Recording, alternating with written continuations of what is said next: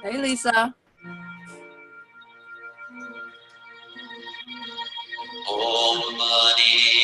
Can I ask you, Stephanie, to check something if I share the screen? Can you hear me? Yeah. When I have this in, I can't hear you, so I'm going to take it out. I'm going to share the screen, and I just want to make sure that you can still hear me, okay? Okay. All right.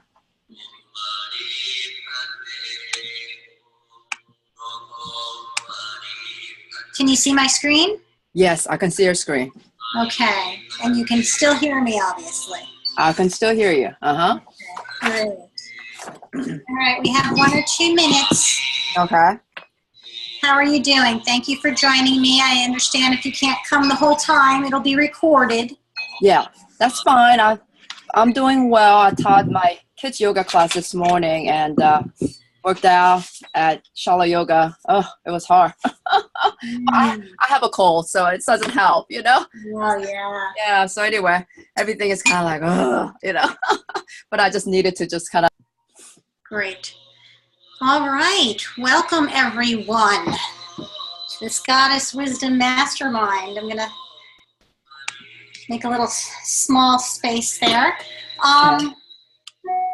So I'm not sure on the recording if you guys will be able to see me. I think I hid my video because I'm doing this a little differently than I've done other ones. I'm just doing a basic Zoom instead of a webinar because I wanted this to be a little bit more interactive. Okay. But I do welcome you. This is a 2-hour interactive workshop. And the purpose of it is to start the conversation, as I always do, on what we can be doing, not only for ourselves as the public, as quote unquote the patient, but also for ourselves as the providers across the spectrum. Those of you who are new to my live streams or courses or anything like that might... Stephanie, I'm just gonna mute Stephanie right now, might not be familiar with the fact that I'm not just a physical therapist, but I'm also a certified women's health coach. I'm a certified yoga therapist through the International Association of Yoga Therapists. In my past, I've been a certified athletic trainer. I have my bachelor's in that, certified, personal trainer with fitness classes and things like that. So I've run the gamut of wellness through healthcare. And the one thing, that's really nice about now is we're finally getting off the idea of it being so segmented and that being what makes people healthy and just getting to the highest level of educational attainment, to the point of being like a liver specialist. And what that did was it made those liver specialists very, very good for when you have a liver disease. But unfortunately, the liver specialist would miss you going into the process of getting disease if you were to see him or her. And on the other end of fitness and wellness, whereas they would maybe just be, let's say, a gym teacher in a class, or working in physical education, they went on to make it more of a longer term fitness relationship profession, more certified personal trainers. And now it's the point where it's kind of blending on some of the healthcare modalities, such as physical therapy and massage therapy. You'll have a lot of massage therapists or even yoga therapists or yoga teachers now going into Thai massage, which is a little bit more therapeutic tangent. And really what it means when we say therapy is that you're restoring something, or at least that's what it should mean. It shouldn't necessarily mean that somebody is just at a certain level of education. While that might be public safety, what ends up happening is that it's been so adulterated by this time. There's certifications for this, certifications for that. So much information with Dr. Google that you don't even know what's good and what's not good. And there's a lot of people with a lot of great information not having access to get the information because of costs, and also because people are a little distrustful of going to certain people, because there have been charlatans, there have been people who have been misusing. We have our opioid epidemic. Most of the drug pushing was done by licensed healthcare professionals. This wasn't street drugs like cocaine coming in from Colombia. Mismanagement, once we write the prescription, again, being so segmented, we forgot the systems model.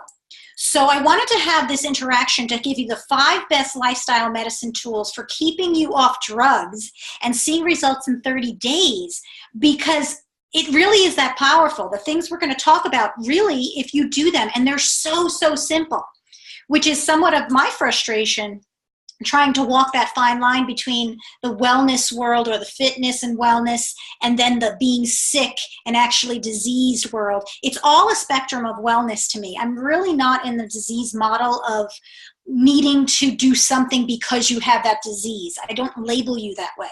I see what you can do. I see what your function is. And then we go from there. I want to know what your core desires are. And then I see where I can either meet you, or where I can be a catalyst for you to find someone who's really good. But one of the frustrations of being there is that, number one, it is so simple and people don't want to do it. So it's very difficult to offer something when people want to do something else that feels a different way. And we're going to get into the difference between, feeling good and being healthy. Another thing that we're going to get into is a practice. So I hope that you do stay on. It's going to be a little bit of education and talking for a little bit in the beginning. Then we're going to have some Q&A times for anyone who's on here live at the time. There's always the opportunity for you when you're watching and recording to send me any sort of feedback and information, either on my Facebook, which I'll show you and go through. We'll do some housekeeping. But I do want to make sure that you know that we have some experiential work that's coming up in the second hour, that, if you're not interested in any of this, some of the experience, what I'm trying to teach you is your understanding of what is going on and what's different than what you know is so important for the medicine to work. And that is not because it's a placebo and I'm working something in your mind to believe me, and it's a false thing. There's science, we'll talk a little bit about that, but it's because it doesn't matter how many degrees I have on my wall, I can't give you any medicine, I can't give you any training, I can't give you any education unless you're receptive. And many times people are not receptive because it's overwhelming, and I get that, which is why I really feel my purpose at this point in the game is to make sure that I can bridge build for you, because you need to be doing the paradigm shift that we're going to be talking about as well. Okay, so I'm going to unmute Stephanie and see if, hey Stephanie, do you have any questions or anything about anything we're going to be talking about, or a couple of things I want to write down? If you right off the bat know, in case you have to leave, any questions you were having or your interest in this, in attending here. What was your interest, and do you have any particular questions? Well, my interest is because you're a good yoga teacher. Aw, you're so sweet. I always learn from you. I mean, even though the modality of learning from different teacher, I'm getting now. I feel like I feel like, okay, I think this is what she's trying to say. So I've been with you for it's past 1 year, and in the beginning it's just kind of hard to, it's overwhelming. Yeah. So finally, I feel like I know your style, and so I'm trying to get to know a little bit about what exactly you're trying to teach, and also offer this information to my yoga clients as well. So that's the main reason I'm looking into it. And also, if I know different lifestyle without drugs, I mean, that's always plus. I hear you. It seems like it's so logical, right? So why do so many people not want to take those types of trainings? I don't know. At least the people in healthcare, people like you and me, we're in the side of healthcare of being a little bit proactive and preventative to some extent. But people who are working with a lot of managing people, don't seem to have the time for this end of it. And they have to change their mind, because we can't just be dealing with people only when they're diseased and otherwise leaving them to their own vices if we never give them the education. Right. So I guess main thing is learning education for me. Great. To I want to address a little bit. So we're going to be living, learning, and leading, which is really what I'd like to do. That's really the platform that I teach. The Guru Goddess Tribe, people are like, what is that? And, the GG sign. That's really about being in a collective and honoring the feminine divine. Now, you can be part of that collective and conscious. You could be a very conscious male.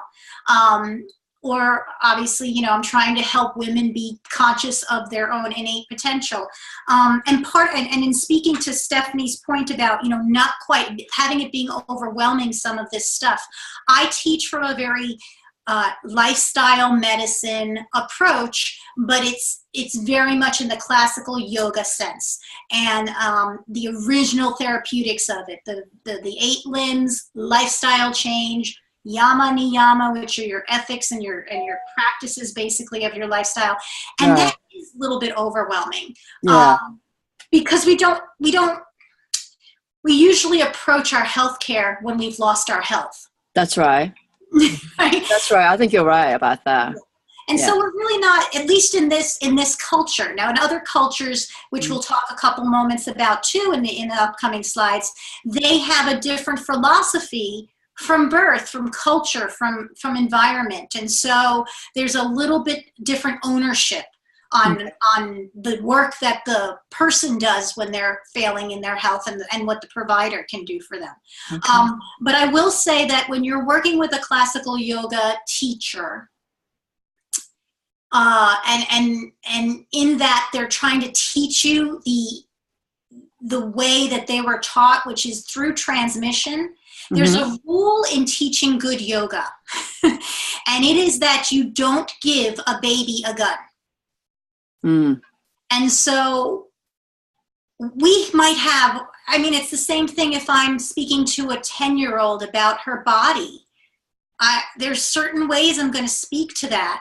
Right. That it's just not it's just not going to be productive, and it actually could be hurtful to give information that student or that patient is not ready to hear, because I am thinking of their readiness for change and their willingness for it. Whereas the authoritarian model of medicine, or just the patriarchal kind, is just like, I'm just going to tell you stuff and you're going to follow me. And then when you ask me why you got to do that, I'm just going to say, because I said so. because I'm smarter than you and you don't know. And then that's very hard to get your own feedback, because not everyone's medicine works for everyone. Like, it really is not that.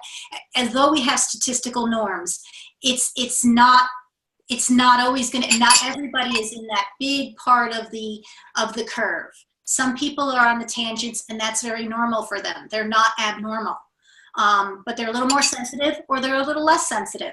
And so when we're giving information on things that are really about waking up and seeing truth, we have to honor the fact that it's not my right to take away ignorance is bliss. And so unless you figure it out, a good teacher won't necessarily present something that she or he doesn't feel is going to help you. So they might say stuff, but they might hope that you get a little bit of feeling like you have some connection, enough to keep on exploring and keep on learning, and so that you're really ready, so that when you know it, it's not knowing information, it's having wisdom. Mm-hmm. So I hope you can understand that. So I hope that through today, I can help my audience and everyone else through all of my stuff really collect wisdom. And yes, sometimes I will sound like this, scattered woman. It's because I'm making some tangents, and sometimes I am just scattered. Yeah. So I will admit that. That's all right. So a real quick synopsis. Let me make sure I keep on track here with my clock, because time flies. That's why 2 hours will go away like nobody's business. You will not even understand how it went so fast once we get going here. Just some general housekeeping, what you can expect here, a better understanding of wellness and why healthy is not equal to feeling good. A lot of people don't understand that. An understanding of the different philosophies behind several popular systems for restoring health, which is the allopathic. That's the fancy way of saying the Western model. And Stephanie, can you see my face even though, or you just watch? Yeah, I can see your face. Yeah, huh? Just let me know if I leave the screen or something. Yeah, what is allopathic again? Yeah, allopathic is what the Western model is. That's what an MD is. The MD is an allopathic physician. I see. As opposed to the osteopath. Okay. DO. You might see after some of their names. The reason that you can't tell the difference is that here in America, the osteopaths have pretty much given up their individuality for respect in the Western model. The Western model has a tendency, and we'll get into that, of thinking a lot of what osteopaths and their approach, which is actually insane because it's a very natural, it's almost very close to naturopathic and some manual therapy and massage and manual therapy mixed together. There's a historical dislike for things that they decided not to have. Okay, right. Whether there's logic in it or not. There was logic with them, but it actually was a lot to do, which we'll get into, of stuff that's not necessarily safety. Okay, and that is called osteopathic? Allopathic. And then osteopathic, which is OSTEO. I didn't write that down here, and I should have. But again, pretty much the osteopaths nowadays, when you meet them in the country, in America, are not practicing osteopathic medicine in the They might evaluate that way. They're the ones that'll tend to kind of like look in your eyeball. Okay. And have and understand your health. They're probably likely to kind of maybe, talk to you a bit about nutrition. They're similar to the naturopathic, and the naturopaths, of course, are sort of assigning the process of nature to and they're very similar to where the functional medicine physicians are. Okay. And functional medicine, I'm not quite sure. I believe functional medicine, the term likely came out of the idea that they couldn't call themselves naturopaths because they wouldn't be accepted. Oh, I see. Okay. They're very close to what naturopaths are doing, so I don't really know why there's such a debate anymore with naturopaths being recognized as medical doctors just of a different medicine. Right. Again, we all know why. The reason is it's financial more than anything. Ayurvedic, which is the Indian-based medicine. That's right. I'm familiar with that. Yeah. Uh-huh. And so, you know, Chinese medicine, Mhm. obviously. And then with that, I'm going to say, I'm not going to say Asian or East because there you have Ayurvedic, they have Chinese. You also have Japanese medicine. People don't really realize Mhm. there's Japanese medicine. There's a slight different system in terms of acupuncture and some of the modalities coming Okay. from that. Okay. Then there's more like the traditional, maybe they think more tribal. I know there's again, thinking there's a spirit superiority over the fact of man-made medicine versus, let's say, more traditional earth-based medicine. And that's more with like the shamans and the, medicine doctors and things like that, medicine women. Right. um, earth-based stuff. Tangents of that could be getting into some ritual type practices and tribal. But we got to remember, all over the world, before we disrespect it, we have to say, hey, there's a whole bunch of people that live with it. They don't seem Yeah. to be dead. Right. So, you know. Yeah, you're right. You're right. That's probably from the wise, it's passed on also. Right, Shaman. exactly, Stephanie. So passed on. It's not always written word, Right. and that where it goes into a lot of. We spoke about naturopathic. They took it and formalized it a little bit more. Had tinctures and herbal remedies. Kind Okay. of pulling almost from the Ayurvedic with the herbals and the Chinese medicine and things like that. Okay. Food-based medicine. Right. And then that gets into yogic science. A lot of people don't understand that.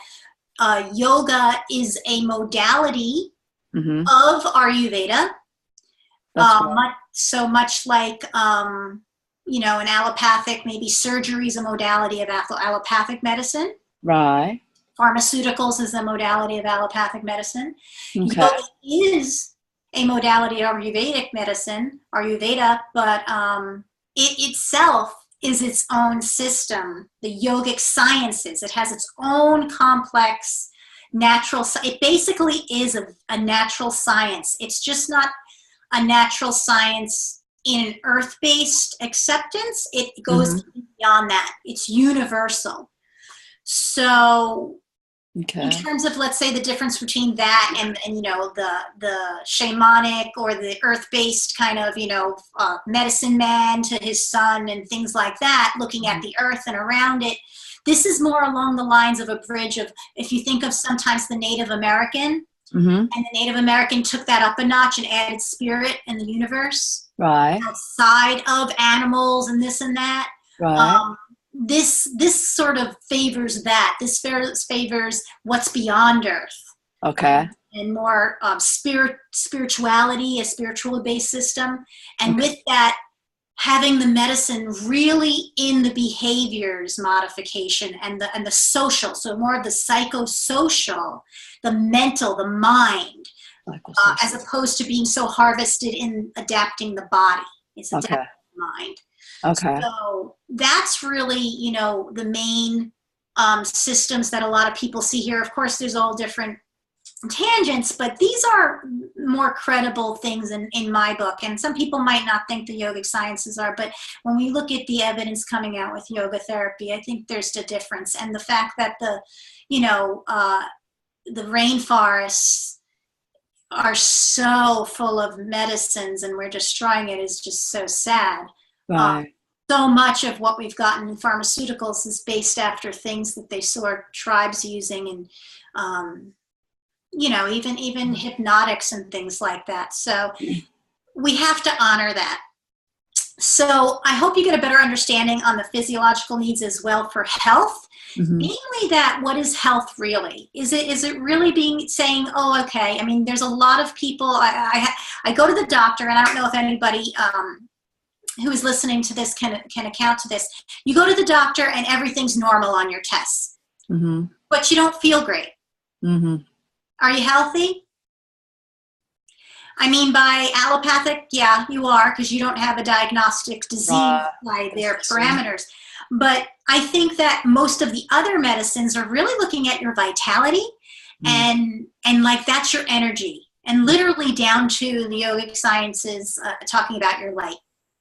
And not only that, but really the more and more we've gotten in medicine, the more we've really seen that actually it is about the light. It's about the metabolism down at your cells. And what we see right now is a big shift in the Western model to start honoring that with not only genes and genomics, but actually epigenetics, which is how we turn things on and off in our genes. Because just because you have a gene for breast cancer doesn't mean you're going to get breast cancer.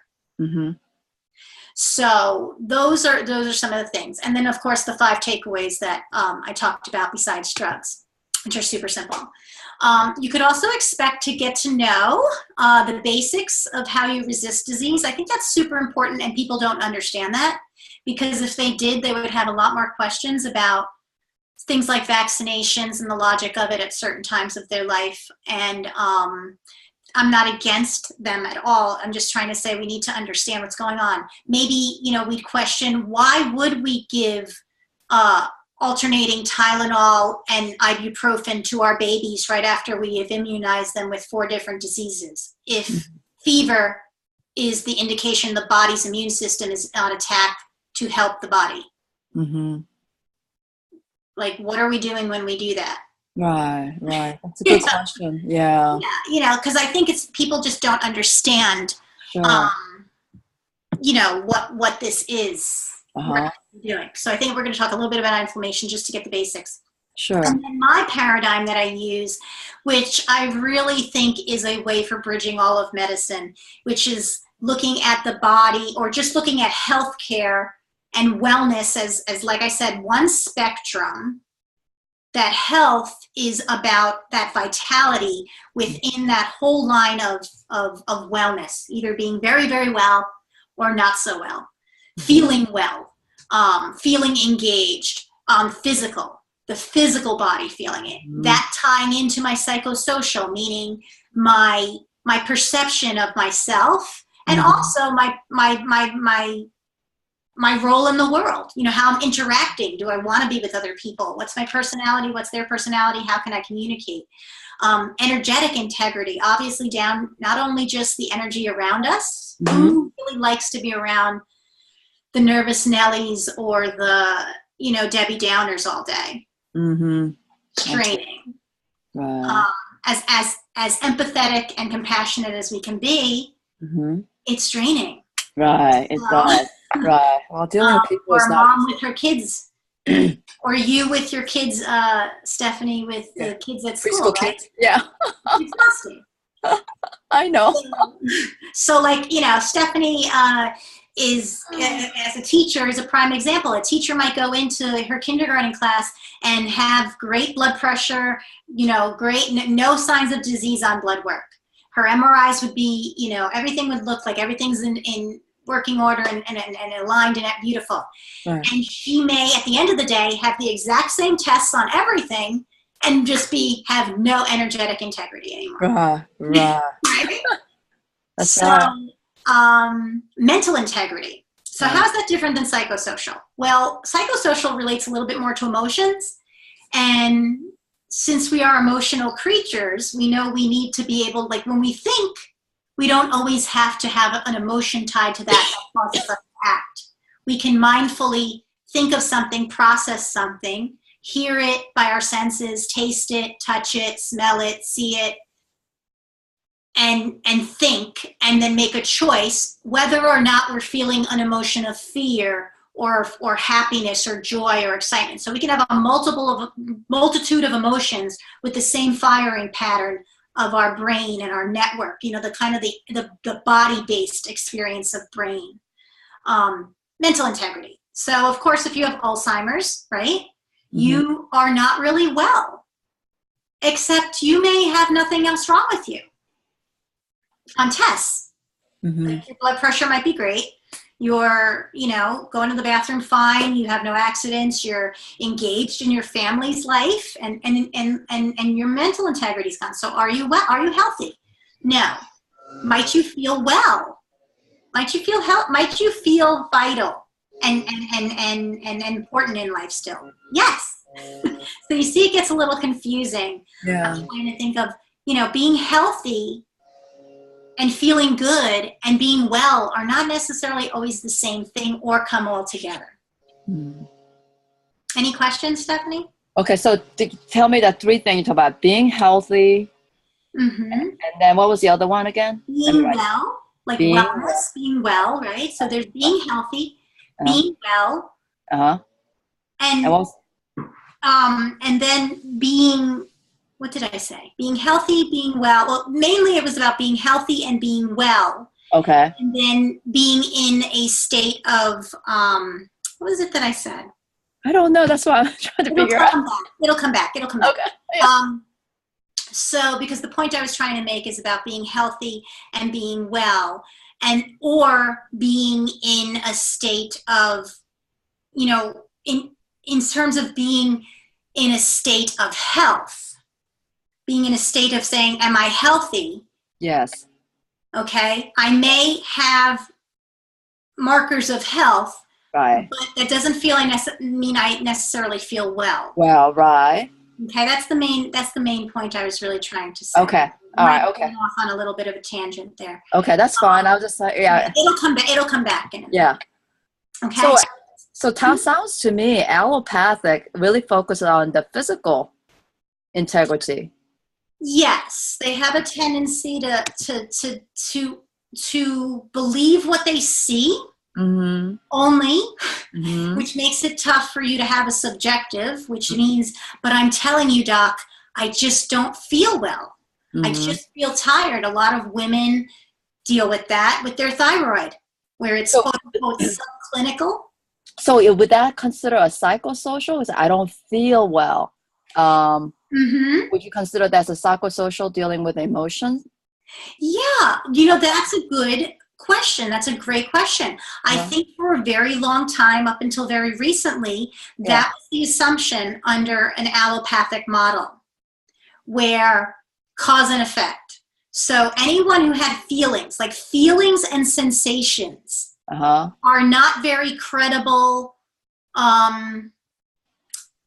They don't see the connection between that as much with what's going to happen in your body. Okay. I see. So yes, so that is where the term hysterectomy came from.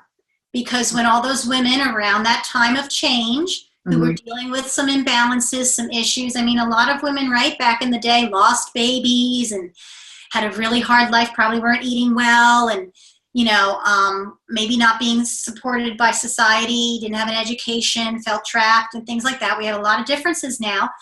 Now our exposures are unfortunately chemicals and self-imposed, but back in the day when you'd be going through the change and having some issues, let's say with moods and fluctuations and hot flashes and stuff, and you'd complain about this and be a little bit more weepy and upset about, your midlife crisis. What the hell have I done? I had 10 babies, but what the hell am I doing now? They would say you went hysterical. A lot of times those women were put back in the day on when they were doing electrotherapy, and they shoot up your head to get you to numb yourself. And then they created pharmaceuticals for that. So 2/3 of women have been prescribed antidepressants at some point. Okay. Now, or at least by the 2012 studies. So it's probably even scarier now. Okay. And so other medicines, though, would say, well, if, let's say Chinese medicines, working with your qi, and working with, when we say qi, again, your vitality, your energy, moving through your body. They're about more flow and where things are stagnant and where things are moving. And they'd say, okay, well, maybe there's an attribute of this that's getting into, stagnation. Maybe that's why you're depressed. And maybe, and then they would look at signs of physical depression in your body. They would more likely look at your posture and how you're holding yourself. Okay. And osteopaths used to do that as well, as also, but definitely that's something we look at in yoga therapy, looking at the wholeness of the system, because we, right off the bat, are always approaching the mind and the body being a puppet of it. So it's almost like the flip of an allopath's mentality at first. But that is changing because it has to. Because we've proven the fact that, you just don't see people who are depressed sitting up tall with their shoulders back and leading with their heart. and smiling. That's true. So if I'm sitting there in the doctor's office slumped over, looking at the floor and saying, "How you doing, Joan?" And I say, "I'm all right." You know, got to investigate a little bit more. Right. You just check it off. Subjective, no complaints, because that's what a lot of people would do. Okay. So, good? Yep, good. Yep. Okay. And so I also want to get in a little bit of some of the, you know, with those 5 very common lifestyle tools we can get. There's a lot of powerful tools on the market today. People are talking about each of these could be their own in-service, hours of it, days of it. So I'm not going to necessarily have an in-service on them, except getting a little bit into the yoga as the experiential, because it brings everything we're talking about. That's why I love it as a therapy and as a life skill and as a lifestyle tool for dealing with your body, mind, and soul, because it brings in all of this stuff, aspects of all the medicines. And that's because it was here before all of those medicines. It was basically what a lot of all of those medicines and pretty much most of the religions that talk about compassion and ethics and things like that come from. It was here first. It's an over 5,000-year-old science of human nature, and then universal nature. So when we're doing a pose, we're very much studying physics, like the natural sciences of the world, of the scientific method, but we're doing it through what we experience in our own self, internal physics and external physics. So it's just a play on how we are in the whole world. So we will obviously have a little bit more time on that, because it's your best bet. It's your number 5. It will keep you, if you start it early enough, it will keep you off drugs. There's no doubt in my mind. And it's actually very, very being used. Gabor Mate, I hope I'm pronouncing it Gabor Mate, maybe, or Mate, I think it is, up in a Canadian physician, really is doing a lot of work and has been doing a lot of work for a decade or so, or even more probably, with addiction and trauma. And you could just look him up, GABORMATE, and any of his talks. And he's, you know, when he found yoga, he was like, this is great. Because it really bridged the neuroscience he was working with and the biochemistry with, you know, things he was seeing in him in his patients and clients and the work. Okay, can you spell his name again? GABOR. GABOR. That's the first name. MATE. MATE. Okay, I'll look him up. Okay. Yeah. Okay. All right. So like I said, we'll be doing some lab. Okay. So I want to stop the share for a second, and I'm going to share screen again. Let's see, but I want to show, see desktop. Let's see, okay. So I just want to really quick go through. You got a lot of information.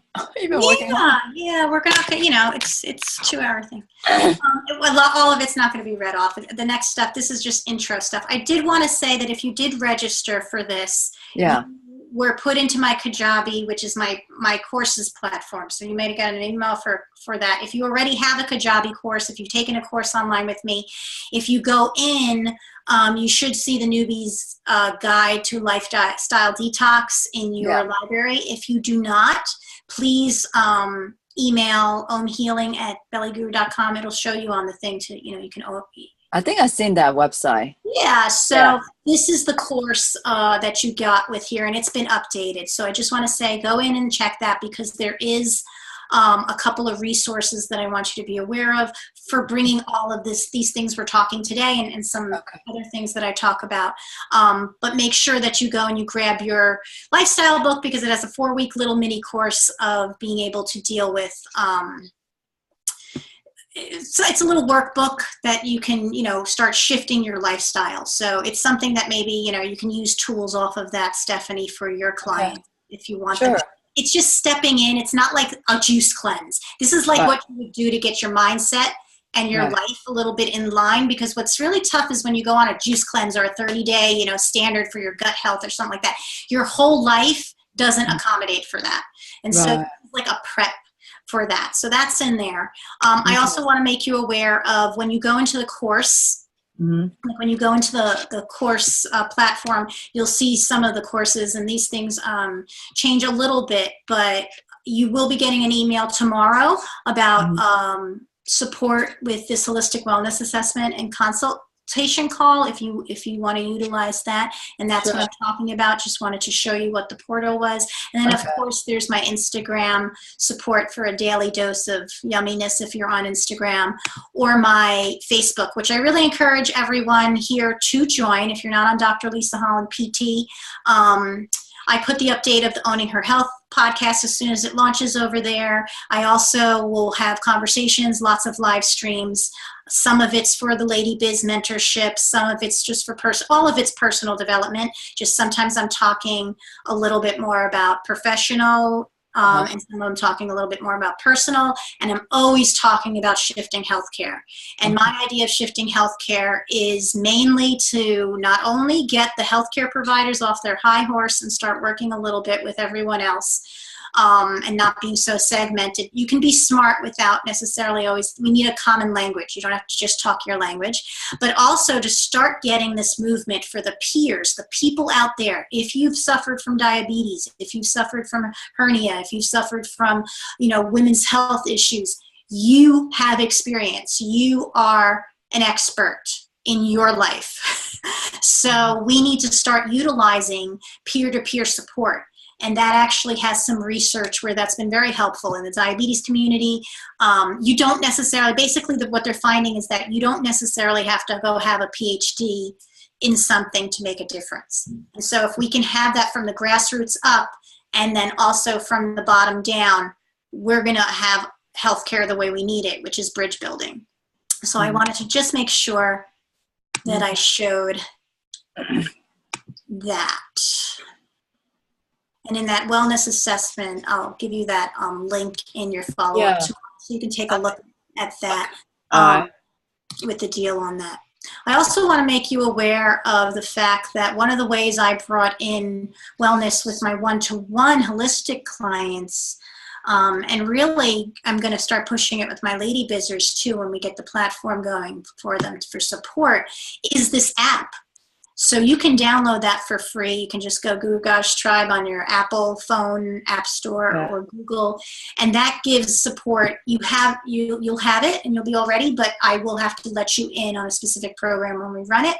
But that's great because it's basically a lifestyle tool. Everything we're going to talk about today, you can pretty much keep tabs on, which is helpful. And you can also contact me. So there are things, the podcast and the site, there's a lot of things for free, but you have got to do them. Right. All right, let's keep going. So we'll get into some of these things that we're going to exponential practice in a minute. Okay. So let's just run through so we can get into our practice of the experience, because that's the way yogis do it. That's the way I've always done it. I have the ability to critically critique research. My patients don't have the background, nor do they have the time or desire to, really investigate the methods and the statistical analysis and all of that.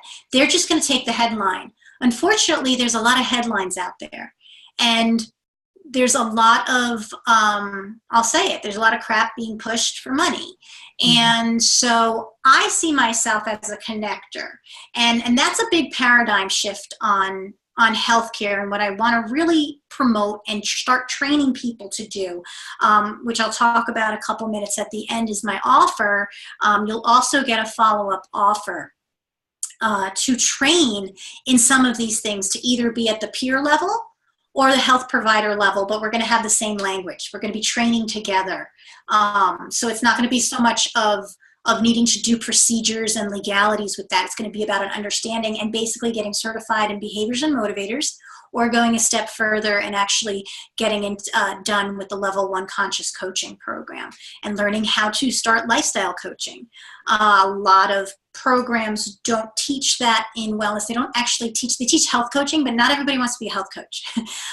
That's a lot more diagnostic and technical, and wellness coaches and health coaching, sometimes it's a lot more, maybe if you're really into nutrition, not everybody wants to give people recipes for smoothies. Well, I think a lot of people already have a set what they eat, and they don't want to change it. And so I think that's a hard road to make changes in people's behavior. Yeah, that's also a great point, Stephanie. Yeah, and the income level also affects, what they eat too. And right.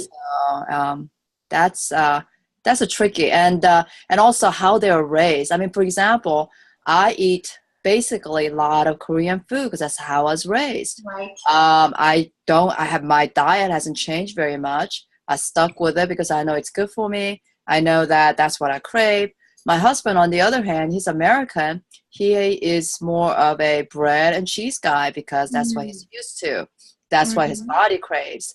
So that health modality, nutrition, that's a kind of tricky model. And then they get defensive. Another thing, if you want to try to change them, Right. People do. They do. So like if you're telling them they're bad people for eating meat. Right. Who wants to hear that? So that is very true. Now, the point is, yes, there are certain foods that you need. Right. Because your cells need them. Right. And there's certain foods that are harder on your cells. But again, if we're going back to maybe some of those medicine systems that honor the fact that your cells know best, and this has been hundreds of years in your generation and your genetics that have adapted with nature. See, the problem we're having right now is we're not adapting with our nature. So, that's why when people are like, oh, I'm going to go on the traditional paleo diet and eat everything like the caveman did. Right. That would be great if the caveman spent, being awake 18 hours a day in a stressed out, high stress mode. Right. But they didn't. They were probably actively stressed when they went out hunting for like 2 or 3 hours a day. And then for the most part, they were like, living their life. They went to sleep when the light was out. Right. They woke up, it was just totally different on their physiology. So we will never be able to just transplant different. And so you have to honor the person's, not only that, but their gut microbiome, which again, what they ate as a child, as a baby, even how they were birthed, which a lot of people don't understand. Because your whole microbiome, all the bacteria in your gut start with you literally, and hope if it was a vaginal birth, you got your mom's stuff. If it wasn't, you might have not. Yeah, that's right. Because I was watching something and they talked about that. Yeah. So there's so many levels. So, getting into the nitty gritty of that is a lot of health coaching and a lot of weeding through, and you don't have time for that. It's a lot of functional medicine coaching. But here's the thing, life, people being able to deal with their life. Right. Is something we all can do because we do it anyway. We counsel our friends and our neighbors and our sons and our daughters. What we need to do, though, is start understanding, like, the science that we have on that, like how we can, and there's a good and a bad to it, right? Some people learn how to work with people's communication and they start manipulating them to make it work out the way they want. And then some people are just informing people how to be better communicators and to get what they need and to express what's really the problem and to go to, maybe, if you look at this wheel here, this wellness energy system, this would be more the lines of what I'd be teaching in my conscious coaching program, of understanding the many tangents of feeling well. Where do you get your energy? Wellness is more aligned with that vitality thing we're talking about. And we also have to honor, there's a hierarchy of needs. And so this is a model I show sometimes with business coaching. There's a social media versus the Maslow's is you could look up Maslow's hierarchy of needs. But that basically is saying, there's the physiological things we need to make sure we're alive. We got to breathe. We got to eat. That's a big base. If I'm not eating, I'm going to start acting really weird, even if I was a nice person. I might kill something I normally wouldn't. I might not be a vegetarian anymore. Right. Right? Yeah. And then, safety and security. So those are your basics. If you feel safe, you're going to do something. That's why so many people, no matter how much logic you give them, Mm-hmm. if they live in a place where people get shot for, acting a certain way, which, telling, even if it's a good thing to tell, they're not gonna. Right. So, all the way up to self-actualization. Right. So that gets into somewhat of what I was talking about on my 5 realms in terms of that dharmic integrity, which is purpose. Dharma is the sense of personal purpose. I mean, I think if you wake up in the morning and you don't know why you're here, I think that's what happens with a lot of people getting older, at least in this society where the elders are not revered for their wisdom. That's part of the reason why they die very soon after their partners. Or, that's social. So yes, it's a psychosocial aspect, but it's also a sense of purpose, because there's a lot, studies show that if you have socialization, you're going to stay alive longer. You have more longevity. But it also shows if you have a sense of purpose. Even if you have cancer and disease, and you have metabolic, you have all these diagnosed diseases, people who have a sense of purpose tend to live longer with those diseases than people who don't. I agree with that. Yeah. So there's the power of, whether you call it the placebo of the mind, or that there's really something valid, spiritual energy or something. Who cares? It works. Another paradigm shift that I want us thinking of as we go into this practice together is what we were talking a little bit about, being healthy, knowing truth versus feeling good. And that comes from Adyashanti's wise, he's one of these spiritual mentors out in the world now. But basically, I really love this quote from him. And it says, "In order to be truly free, you must desire to know the truth more than you want to feel good. Because if feeling good is your goal, then as soon as you feel better, you will lose interest in what is true." And I see that so much, that part. It's definitely in the yoga world, right? Everybody wants to feel good. And feeling good right now is a really addictive type of beat the hell out of yourself. That feels good to people. Being thoroughly intoxicated and finally feeling like they can say what they always wanted to say, or not worrying anymore about thinking what they were thinking, feels really good to them. So if feeling good is their goal, they're going to rationalize that as that's healthy for them. But in reality, we know truthfully that's really not for their physiology. That's not for their socialization. That's not for their long-term longevity. That's not really great for their vitality overall in the cells, but it might be for that one aspect of psychosocial or mental. But is that really going to sustain? Can you live off of only 2 realms of a whole 5 realm system doing all the work? Okay, I gotcha.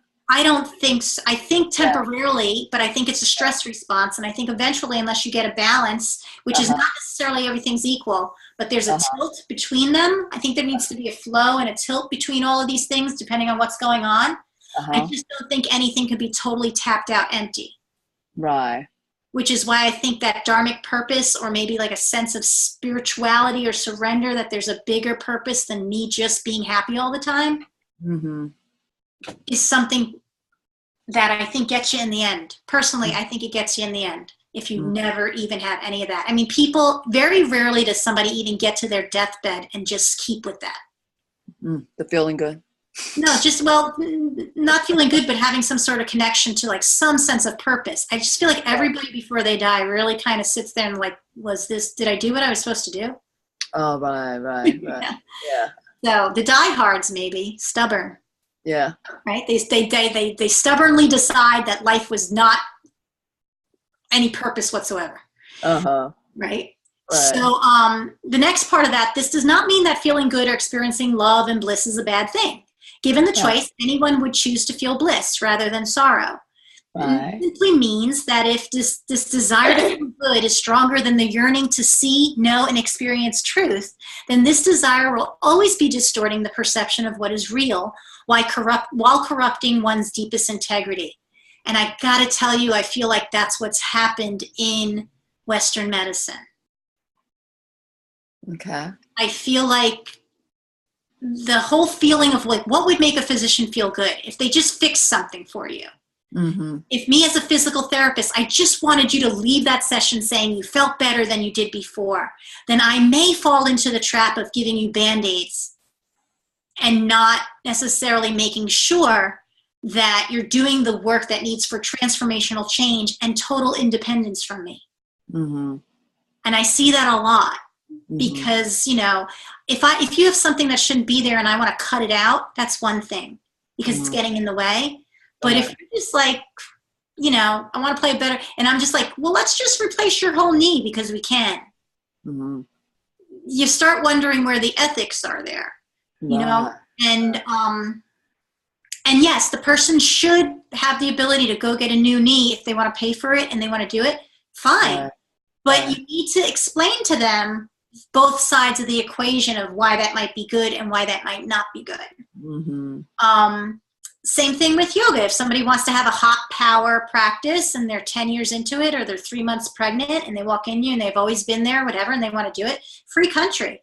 Mm-hmm. But if you know that there could be repercussions from doing that, I think it's our responsibility to say something.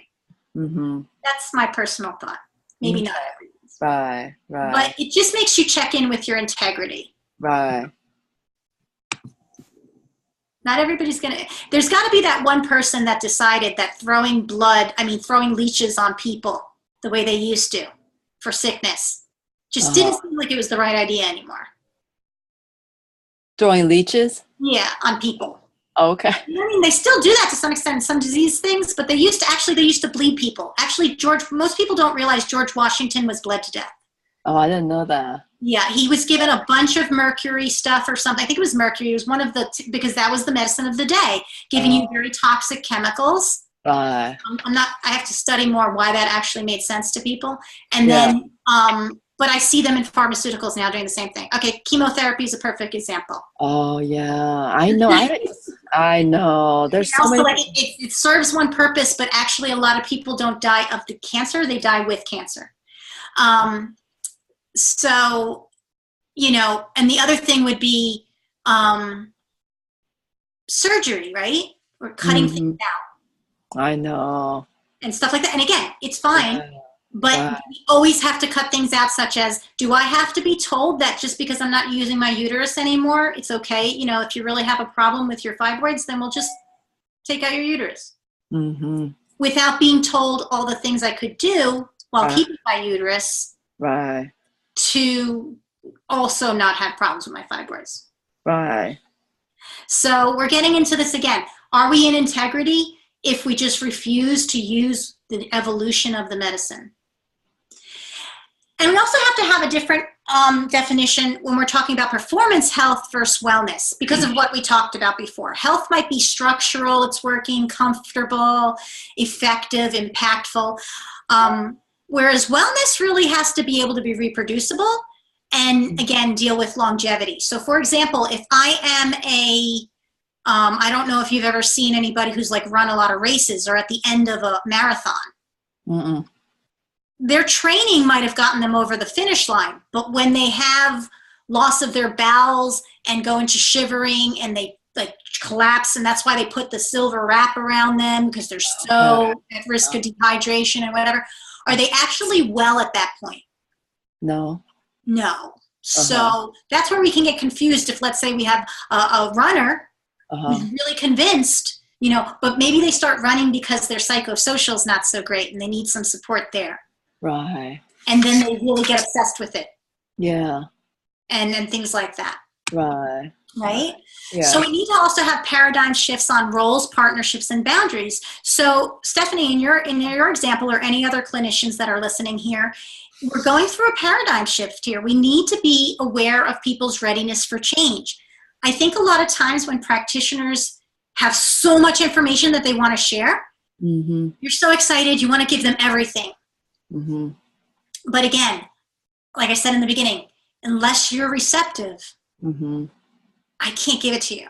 Mm-hmm. So I wanted to touch a little bit about this so that maybe when you're working with people, you tone down, and it's also healthy for you. One of the big things that's happening is that people are getting burnt out in the healthcare field, wellness field, or whatever, because they're working with the wrong people, or they're trying to give the people that they're working with the wrong way to work with them.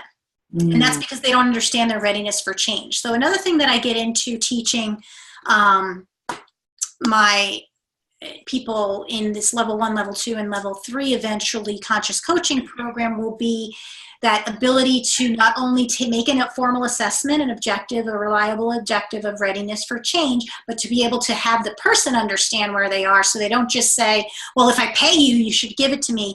And where you could also give them to another client, another colleague, and not feel bad about it. So that you're only working with the people that you're working in your zone of genius, and not just being, well, I can do that, so I will. Because it can be draining, again, right?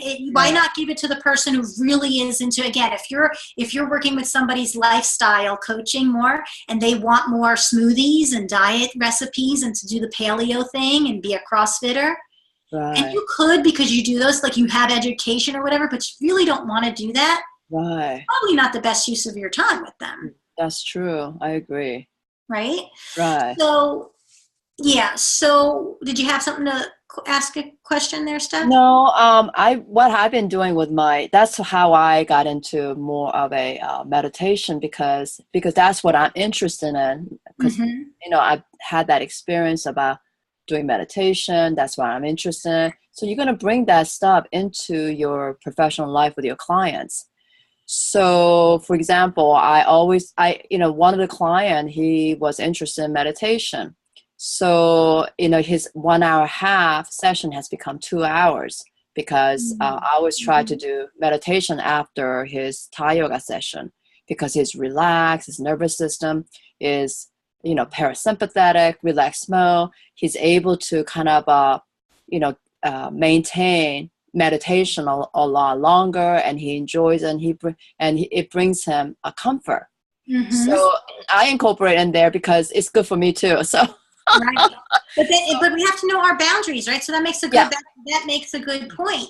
Understanding our boundaries. Like I said, that might be fine for you, but the reality is if you always spend 2 hours without getting 2 hours of payment, you might not be able to see enough people to cover your fees. But he why I spend 2 hours with him is because he gets so much joy out of it. And the other thing is that he just automatically increased my rate. So there you go. Okay, so he saw the value in you. Yeah, so he gives me, that's the guy that with the eggs that I put it up there on my Facebook. Yeah, so he just gave me, he said, well, I'm going to pay you what I feel you are worth. So he gave me a lot more than I expected. And so I felt like, well, he's giving me all this money, and he likes to doing, meditation. Well, I'll give that to him too. So. Right. Well, that's the thing. What I'm saying is you're getting a more even exchange. So we have to kind of check in with ourselves.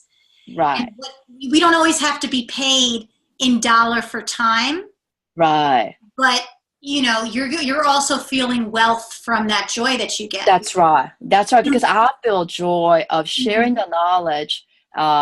So yeah, but I don't have anything about, the eating and all that. And I can't teach him that.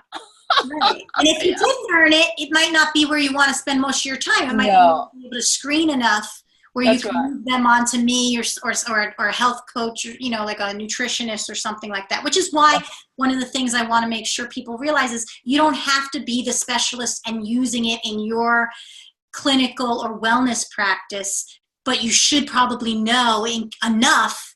Right.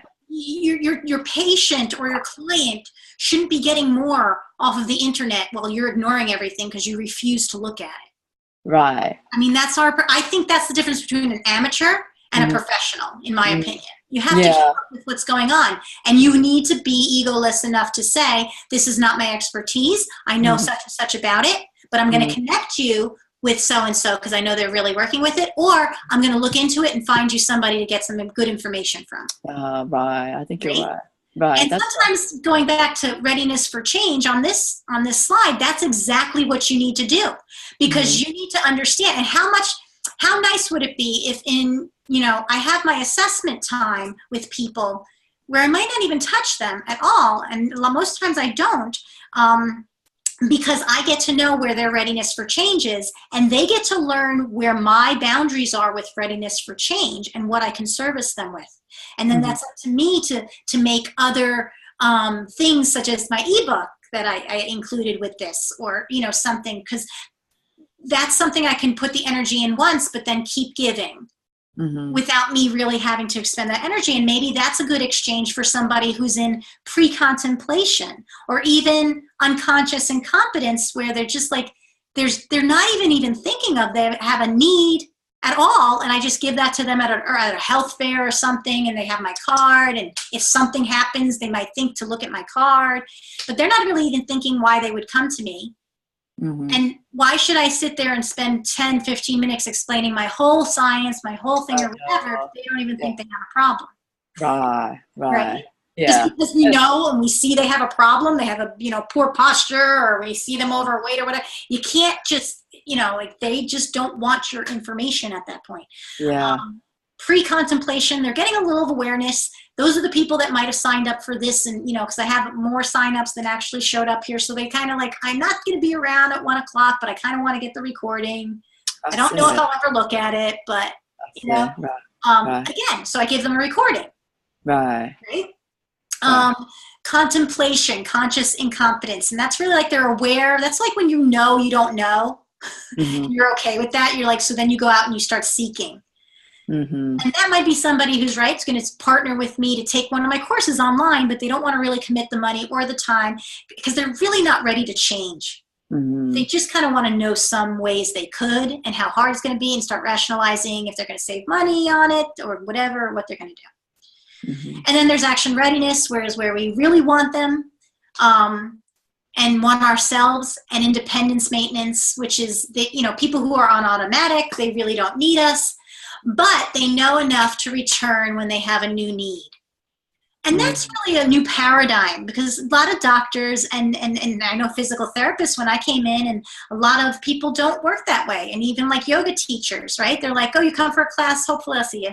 Like, maybe you'll be there next time. You have to do so you have to decide the interaction and how much energy you're going to give. I'm going to give it all here, but I'm not going to worry about it. Whereas maybe you have a more advanced teacher training, and you know those people are eager to kind of learn more and push when they don't understand. And so you start to give a little bit more information in your classes, because you see people are ready to hear. And you see they're willing to do the work of mucking through it and trying to come back to it and things like that. Right. Yeah. So that's a big paradigm shift, because again, it's not an authoritarian model.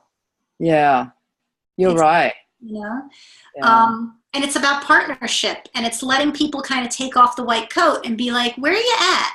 Like, I could give you a drug right now, but if you're really going to just take this, I'm a little concerned by your history that you have tendency towards addiction, and that might not be the best thing for us to do right now, even though it will take away your pain right now. But maybe what we need to do is do it a lesser thing or something else, like the hemp oil, the CBD oil is a lot of science of that, of being able to switch the body into more of a homeostasis, and then we get that balance, with that tilt, that flow. And all of a sudden, the person doesn't need as high of a dose of their anti-inflammatory or their anti-anxiety med. I see. That makes sense. Yeah. It makes total sense. Exactly. Yeah. So we need to shift it to that. Because what no longer makes sense is for me to come in, you look at a bunch of numbers, and you look at me for a second, you hear me complain about something, and then I automatically write you a bunch of prescriptions based upon a couple of numbers. Right. And even in an exercise class, even in a yoga class, we have to be careful, because just because somebody's in a yoga class and wants to do it doesn't mean they should be going down in that full split right now, hyperextending their joints because they have no body awareness. Right. That's true. Just because I can open up a chakra doesn't mean I should. Right. Oh, right. right?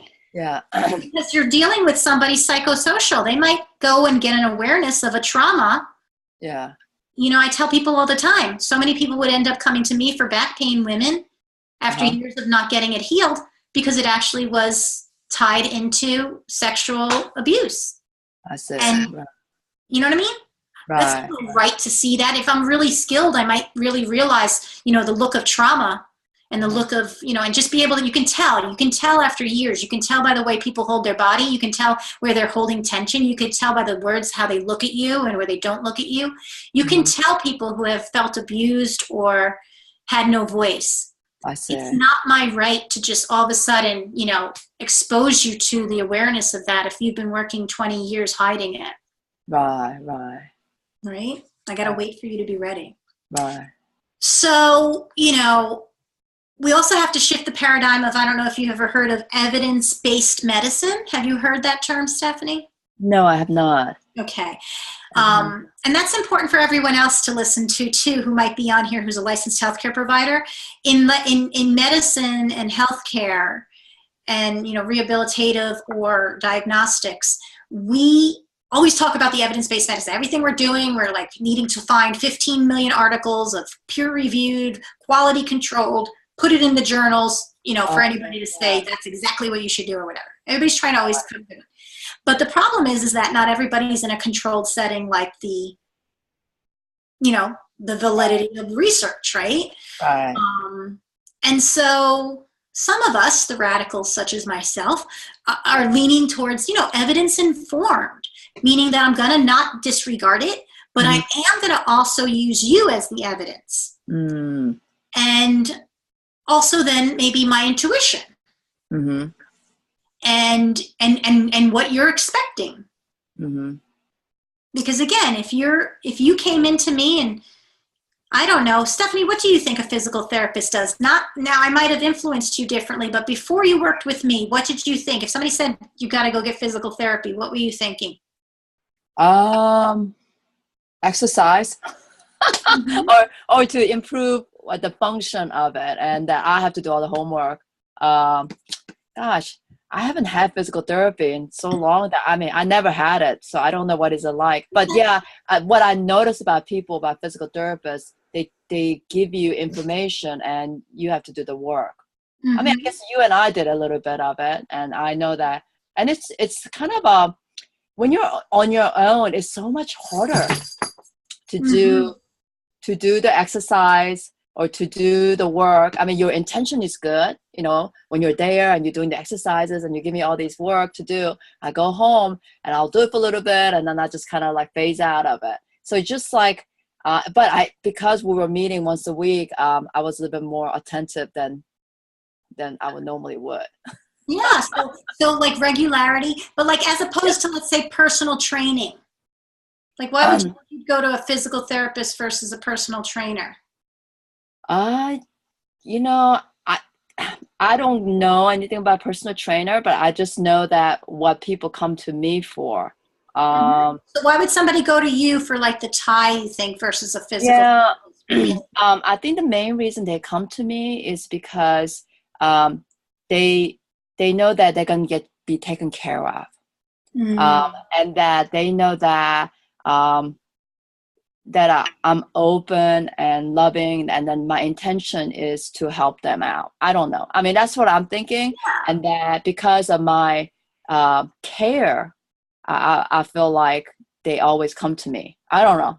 That's what I'm thinking. But do you think that they might choose you versus going to physical therapy because it seems like a softer system? Yes, it is. System? I would say that, and I do a lot of you know, because it's yoga. In Thai yoga is yoga, and so there's a lot of moves that I will do that is probably done by physical therapists too. I'm thinking. I don't know. I may be totally offline. That's really great feedback because a lot of people don't realize the public's perception and getting that information out there. You know, and I think a lot of it is because, you know, we've hid behind these doctrines where it only has to be this way. And there's a lot of people, like you said, that maybe because they saw one person teach it that way, they got turned off or turned on. Right. to something. So maybe we need to be using more evidence-informed plans, less indoctrination into just this system for everything with that diagnosis, and start looking at the person and start listening to what their expectations are as valid.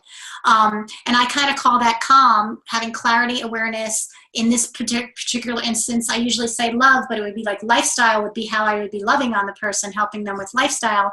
And then realizing their motivation, the triggers to that, because the more I can keep them motivated, the more I can make sure that they're getting their stuff done. So it eases how I'm working with them, and we can progress and have me, be assistive to them, to their goals. But also, environmental triggers, food triggers. When we're looking at gut, brain, and pain, there's the basic sciences of that.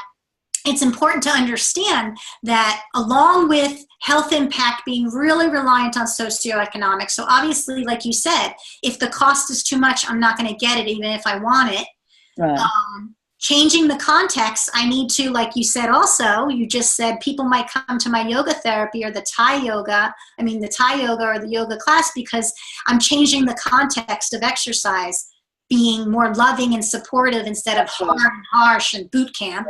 Yeah, no, I don't do that. But I'm just saying, right?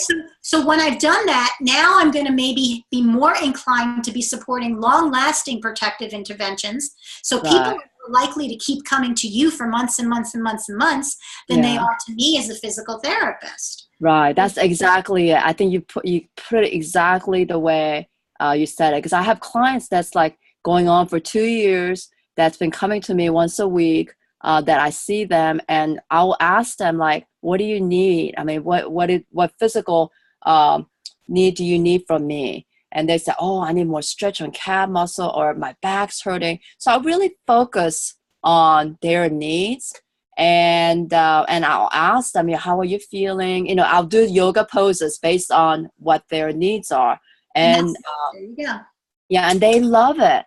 I just have clients that's how I get my clients, and they keep coming back because of those reasons. Is because I focus on them, and then I'll give like a little bit of Dharma talks.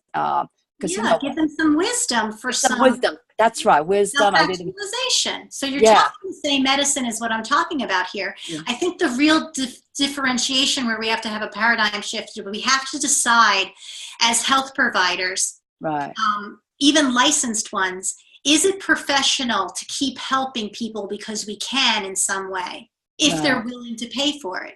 Right. If they want a babysitter for maintenance, and even though they're independent, but they have some complaints that they want to get cared for, where should they go for that?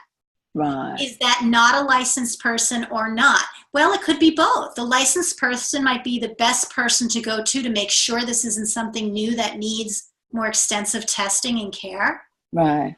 But for the most part, if it can get taken care of by Thai massage or regular massage therapy or a yoga class or whatever, that's where I should be sending them. Or I need to have those services like I had at the training center for allowing those long-term self-care ability. Right. And then, my clients say they do it because of the maintenance. They want to maintain their body. I had one client that's in Harrisburg. He's like, I'll come to see you because I just want to maintain, my flexibility. That's a 40-minute drive, right? Yeah, it's a 30-minute drive. And like I said, 30-minute drive, I spend 2 hours there and I come home and the 30-minute drive. So that's about 3 hours out of my time on every Saturday or Sunday. But, he looks forward to it. He just like, like, for example, normally I do Saturday and sometimes I have to do it on Sunday. And he's like, where were you on Saturday? And I was like, and then I was like, I knew you were coming on Sunday, but I just changed my clothes because it's like a Pablo dog, because he's so. And I think that makes a good point, Stephanie, because I don't mean to interject. I just want to make sure through everything. But that makes a good point in the different mindsets about the power to heal. Yeah.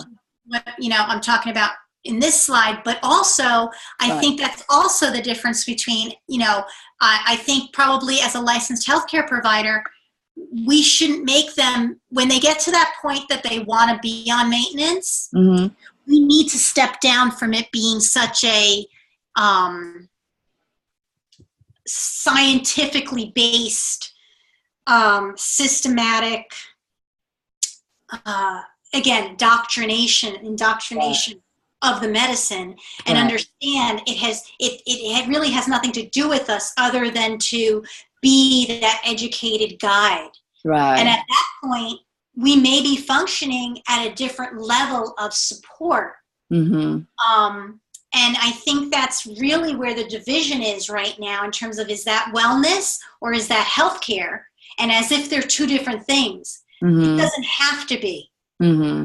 It doesn't have to be. It's just that both sides of that equation Mm-hmm. needs to understand when, again, from that other picture, when we've hit our boundary point, either because we're not the best provider, or we have not been educated enough, or the person, which is what I want to get into with being able to teach people to coach. Mm-hmm. When you're showing them themselves, and if they realize they really need that much help, Mm-hmm. we have to make sure we're professional enough to say, are you dependent on me?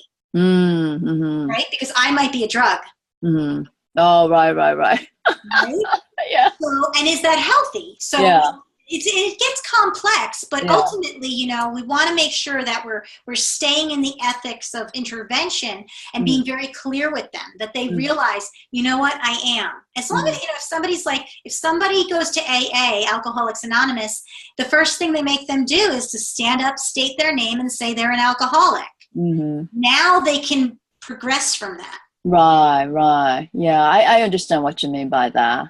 But what I do is I give them a lot of education. Whatever I learn, I kind of pass them on. And then also, the client that's in Harrisburg was interested in, I don't know much about, the chakra. So so I kind of, whatever I knew, I kind of, gave that to him, and he really enjoyed that. So, and you're professional enough to know, to go get good education. Yeah. So what I find is, if I listen to my client and see what they want and what they need, I try to get that information to them. And I think that's what makes it more of a returning clients. And also I learn things too at the same time. Right. So I'm hearing that you're meeting them with solutions. That's right. Exactly. Right? Yeah. And I think that's, where we have to look. And I want to just kind of do a real quick summary from what we were talking about. Okay, so now we really understand when we look at allopathic man-made cures, with everything that was just said in the first hour or so of this program here. Right. And we say, okay, so man-made cures. So who's making the decisions? Mm-hmm. It's a very different conversation than the conversation we were just having on the past couple of slides, right? Which is more of the conversation of pretty much all the rest of the medicines. Right. When you're in naturopathic, osteopathic, and homeopathy, where it's a different philosophy in terms of homeopathy is sort of meeting you with the idea of helping osteopathy sort of, they're kind of bone movers and things like that, locked into structure being part of your health, and naturopathic looking at the natural processes and looking at nature in relationship to you. Chinese medicine, they even bring in the elements, right, and how you are the elements, and understanding that, and then we start seeing that connection with you being more than what man sees. Right. Ayurveda is very similar. They don't necessarily work with the 5 elements, but they work with energies. And a perfect blend is not something we're looking for. We're looking at your blend from constitution, from the moment of conception, actually the blend of your parents and when they came together. That's how they work on fertility and putting certain traits in people. And it even being a purpose for you to be here, karma. This idea that you did not come into the earth by accident. Mm-hmm. There was a will and an intention by your soul to get on out here. And if you look at how hard it actually is to get pregnant, and actually even now, even more so, 1 in 8 people, 1 in 8 couples, I think it might even be down to 6 having fertility issues in America. Wow. Some people are fertile Betty because their body's ready to whatever, but there's a lot of dysfunction in that. When you look at that, we start saying, ooh, something's off. Mm-hmm. Is that nature saying we shouldn't be making more people the way that we're making them? You know, they would look into that. Esoterics and things like that would look into that. Maybe we should be listening to the fires and the floods and the, you know, again, it might be that this happens every 5 million years, but it's happening now. Is it the, you know, what do we do about it? Yoga.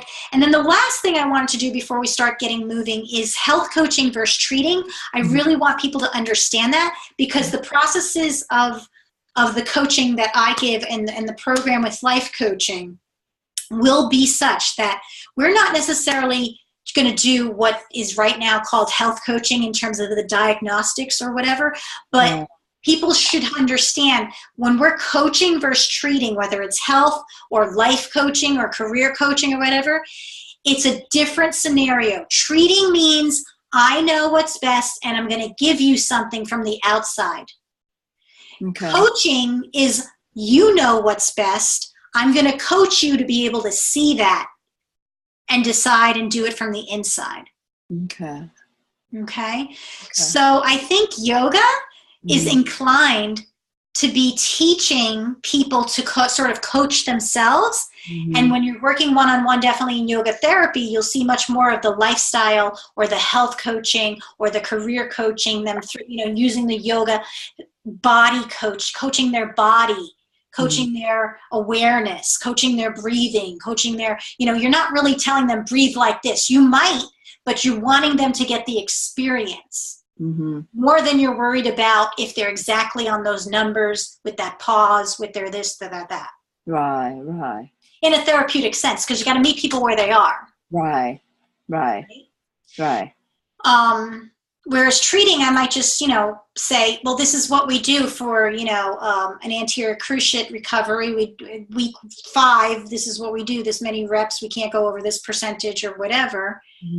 That's a very different thing. We're treating the tissues based on the physiology and what, it's a little bit more technical in terms of maybe standards of boundaries versus actually just letting the person be in charge. Who's in charge? Who's in the driver's seat? Right. Okay, so that's the big thing to understand, because I really am pushing towards healthcare providers, the real health leaders for 21st century healthcare. I think are going to be the ones that allow themselves to have skills in treatment, but the majority of their work becomes coaching. However they're going to do that. Life coaching, health coaching, you know, whatever, spiritual coaching, whatever it is. Right. Okay. Yeah. All right. Well, let's get up a little bit. Let's give ourselves a little bit of movement. All right. I am full of lint from my rug, so sorry about that. I'm going to stop sharing for a second. All right. Sounds good. And put me on.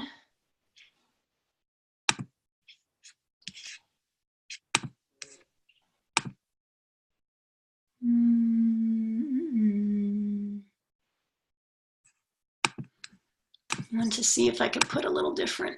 I want to see if I could feature me versus you here. Not that I don't want to see your lovely face. I just wanted to. No, it's fine. I want to. Yeah, because I'm on the yoga mat with the Brava. This is my office. My office is a mess. So, but I love my space because it's nice having a space of your own. Yeah. If you don't want to be on the camera at all right now, just feel free. If you want to, you just press stop video, and it make you not be seen. But I can still hear you, and you can still see me. And that's okay. It doesn't matter. Okay. Just want to give you the options. Yeah. Okay. So let's move around a little bit. Okay. Sounds good. Energy. So we're going to do a little bit of energy work. Okay. And we're going to create this homeostasis, because my next slide really speaks to that. And the reason I'm bringing that up is because that's always what yoga, its medicine, was creating that. And homeostasis means putting the body in a place where it can rest and restore. It is in a situation where it can know what it needs to put everything back the way it was before the event or the stress or the trauma. So sometimes we hear a lot about the fight-flight response or even the freeze response with the stress response. Right. This is kind of wanting to, at some point, you need to go back and be again in that tilt where it's that flow that's in a container. It's not out here. It's not out here. It's kind of sharing it. It might be a little bit here and a little bit more here today, or a little bit, but for the most part, it's central, and in that way, it's balanced. But that doesn't mean it's always equal. So I can't always have the same energy in my energy of my emotional systems, right, and my physical. Because maybe I got to do a lot of work. When I used to go out on the field as an athletic trainer and somebody broke their leg, I had to shut down emotions. I couldn't start all of a sudden crying and being whatever and then be able to focus and do my work. So sometimes we play with that. But at some point, we need to go back. And we need to learn how to go back. And that's called resiliency. And that's really where healthcare is going. And so we were sitting in one place, right? Just getting up and moving. So we're going to just bend and straighten. Okay, we're just going to bend and straighten. If you're uncomfortable, if you're somebody that is watching this, just because I don't know who's going to watch this in the future, and you have any health complaints, any problems where you should not be doing any of this, please don't do it, okay? I'm not giving this to you as a treatment. This is not physical therapy, even though I'm a physical therapist. I'm not prescribing this to you. This is just movement, okay? So bend and straighten, bend and straighten. Now start bringing in your arms, okay? When we start doing this, we get a little different tired, depending on how much strength we have. Now we're going to start bringing in the breath, okay? Breathe out, down, in, up.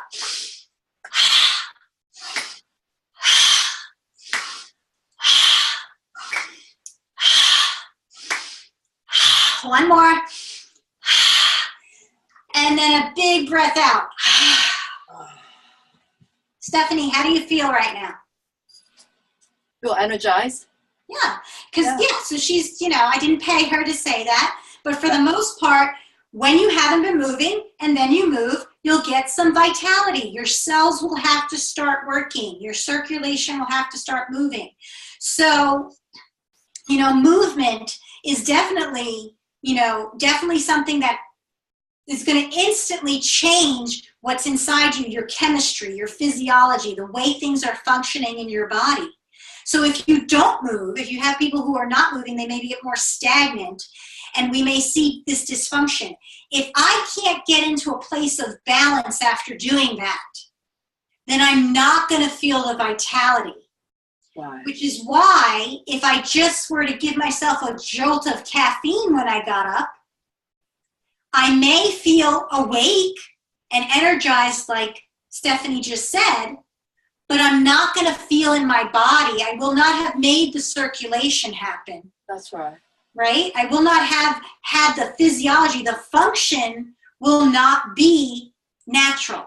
So I may not shift. That might not signal to my brain that I'm back in balance. And unless my brain says I'm back in balance, I'm never going to shift my nervous system, my central nervous system, to rest and restore.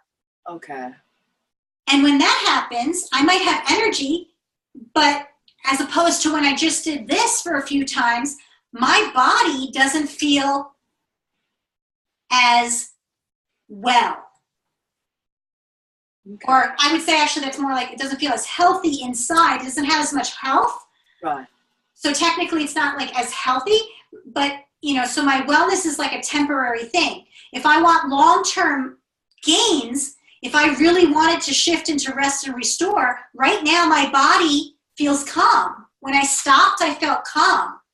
If I had just jugged down the 5-minute, those 5-minute energy drinks, right? Right. If I just chug that down instead, I might start feeling like this now, right? Some jitters or something. That's not letting me be. And what's important in disease to understand is that at this point, my body is more susceptible to things like getting cancer or to having some sort of event happen cardiovascularly when it's stimulated, if I wasn't in a state of health in my heart or my lungs. So that's why people who shoot up some drugs, right? They get a high, they get a wake, and then they get a heart attack. I see. Right? Right. So we need to start educating ourselves to do these things. There's actually just research that came out that said 75 to 90 minutes is where you should be doing concentration work and doing whatever you got to do. And then it's time to stop, leave, go outside, move around, take a break completely, because it resets your nervous system. They've done research, and it looks like it was an MIT professor that was looking at that, and I'm sure he's written a book or whatever, and I have to get his name, but basically you will be more efficient. Right. Okay, if you do this little break. Okay? Right. So I'm just going to put back the share the screen. You don't have to do anything, Stephanie. You could stay standing up. Okay, hold on. I'll be right back. Mm-hmm. Hey, Julia. So on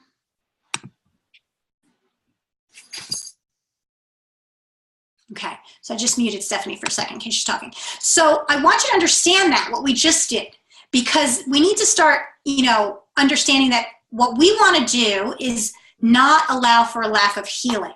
We want to understand our role as a patient, but also our role as a provider, if we're on that side of the game, in inflammation and pain. So one of the biggest discoveries now, which is, I think, is really going to change things, is the nano-emulsified transport system. And nano-emulsified means nanograms or whatever. That's like a really small, as opposed to like, milliliters. It's put in like nano-emulsion. So it's like made even smaller than that. So it's transportable, it can get into cells.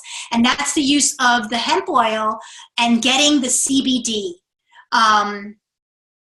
from that, the cannabinoid oil that works with we just found, not just, but in the 90s or so, an Israeli scientists figured out that we actually have a biological system called the cannabinoid, the endocannabinoid system. That's how they named it, because actually they saw the results from cannabis stimulating this thing, but we make natural cannabinoids. When we looked into it, we realized we actually make natural cannabinoids, the anandamides, and they are released with things like breastfeeding into our milk, and we give that to the baby, and the baby gets soothed. And they are released also they're a bliss molecule. When we run and exercise, that runner's high, that's the release of our natural cannabinoids, and we get soothed in receptors in our central nervous system. So this picture over here is showing where all the receptors are. And look where they are, where we're having this central nervous system issue, okay? And this is our central nervous system, is where we have a lot of the control we just talked about, right? We just played with it. We just played with stimulating ourselves and telling ourselves something. So I just noticed that Stephanie yawned.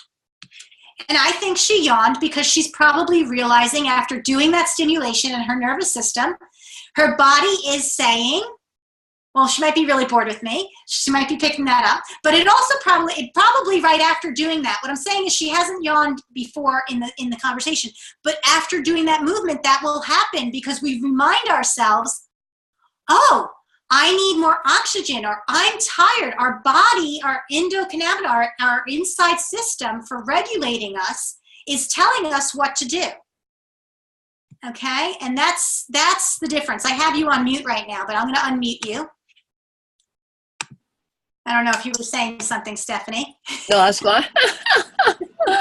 But, so what I'm saying is that we need to understand, our impact. When I just did that movement, if I'm somebody like constipated, let's think of ourselves in the different systems.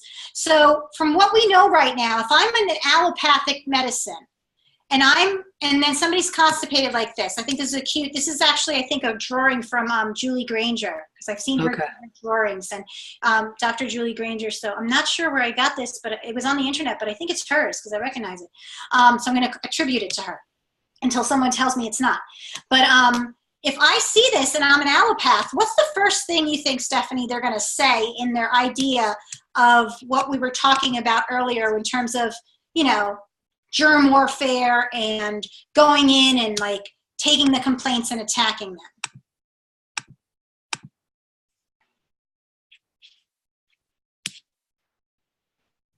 They're probably going to give you something to soften the stool, right? They're going to attack the stool.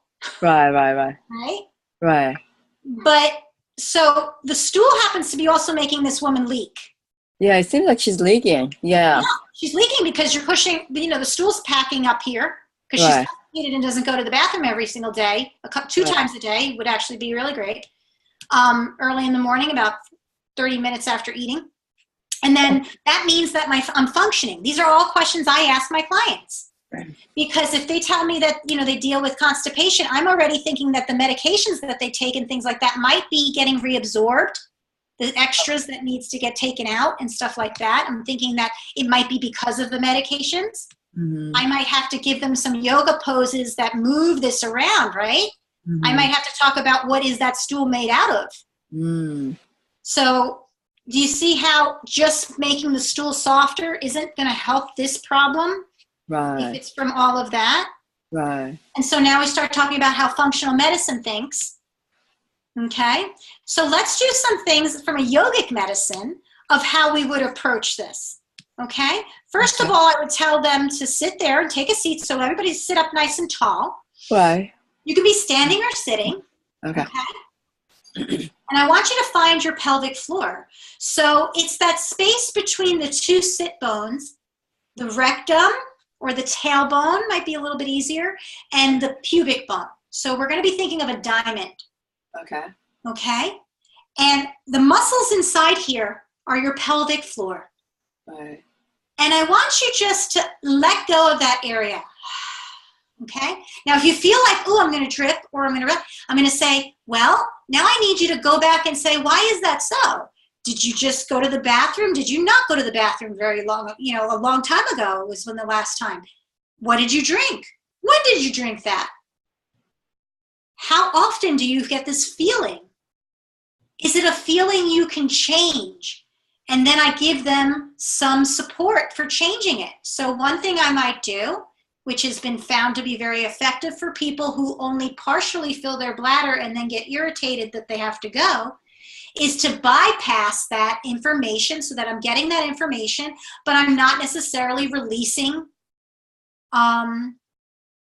urine. So I want you to exhale again. Okay, exhale, all right. Huh? Yes, exhale. Exhale.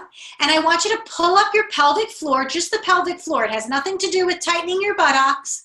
It has nothing to do with reaching your chest forward. It has nothing to do with slouching and crunching. Try to just bring in all of those bases. If I had a baseball diamond at all of those bases I talked about, two sit bones, first and third, the tailbone being the catcher's mound and the pitcher's mound being the pubic bone. I want everybody, all those people to run in towards the I'm not the pitcher's mound, second base being the pubic bone. Everybody pull in and run in towards the pitcher's mound. Okay. And then everybody relax and try to go back. Can you slowly let them back, or does everybody kind of scatter? And you don't have to necessarily answer that, but it's something I would do as a pelvic floor health therapist and as a yoga therapist, understanding pelvic health for body awareness, getting clarity on what's going on, giving them some attention to themselves. And then I would talk about, again, what they ate, what they drank, when they drank it for lifestyle support or some self-love. And then we'd get into them understanding and being self-reflective to understand their triggers or the motivation for their bladder to act that way. Okay. So do you kind of get the idea of bringing in that calm understanding a little bit? Right. So does it make sense that this body is actually not broken? No, it's not broken. No, right? It's doing exactly what it's supposed to be doing. The central nervous system realized there was too much stool there. Yeah. It's pushing on something, so it's pushing it out. I mean, it's pressure. Right. The endocrine system might even be affected after a while and that's all of your glands and things like that, because I may get a feedback system, some chemical messenger going up at maybe even like not to release from my, the kidneys have something to do with how much salt is uptake and how much you're going to feel like you got to go, like in diabetes, right? If there's too much sugar in the blood, the body says, ooh, I better pee it out because I'm going to hurt my cells. So I may be getting this effect up in here. And so all of this, it might be my right gut health. What am I eating? Am I inflamed? If I'm swollen and inflamed because of what I'm eating and I have an allergy that nobody's paying attention to, or I have what's called a leaky gut where there's literally cuts in the intestines a little bit that are up at the small intestines, not the large intestines here.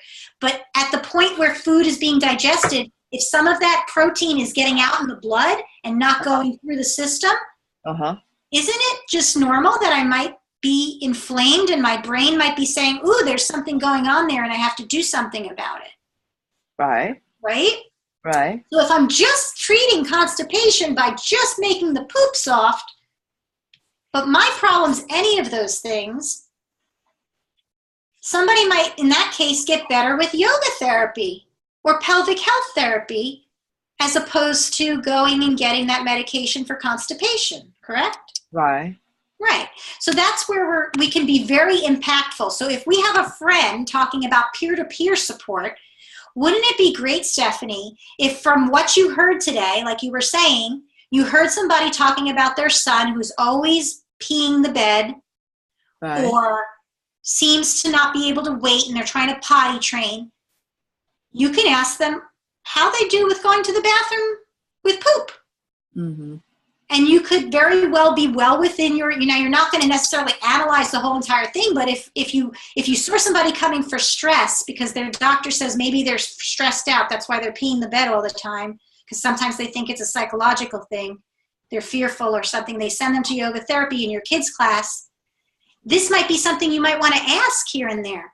I see. With lifestyle, you know? How's their bowel awareness? How's the, any bowel or bladder issues? If you don't want to, only because you might be the first person that they're seeing and you might be able to connect them to me. Okay. Right? But we don't think to do that. But if we understood actually what's going on and we know why people are there, it might not always be that they're just stressed. They might be stressed because of a real reason. Right. So you don't really want to be like, I'm a failure if I can't take away their stress. You might not be, they might feel relaxed in yoga class. Maybe they can never relax in your yoga class or have fun because when they laugh, the constipation might make them pee on themselves and they're embarrassed. Mm. We got to be thinking at levels. Okay? So we had that little experience. We want to be thinking of the bio as sacred. Again, approaching good as a consequence of an adaptable healing system. Okay, the body is sacred and whole, psycho as perceptive, social as purpose, being connected in that way. Okay, well, I want to make sure that we give a really nice physiological response to the body. This is actually going with nature's rhythm, which is lifestyle tool number 1, which we've talked a lot about. What are we naturally doing? Menstruation is very rhythmic if we would actually give it a chance. We talked about hydration and constipation. So we're going to give a little hydration and constipation check. We talked about the constipation check.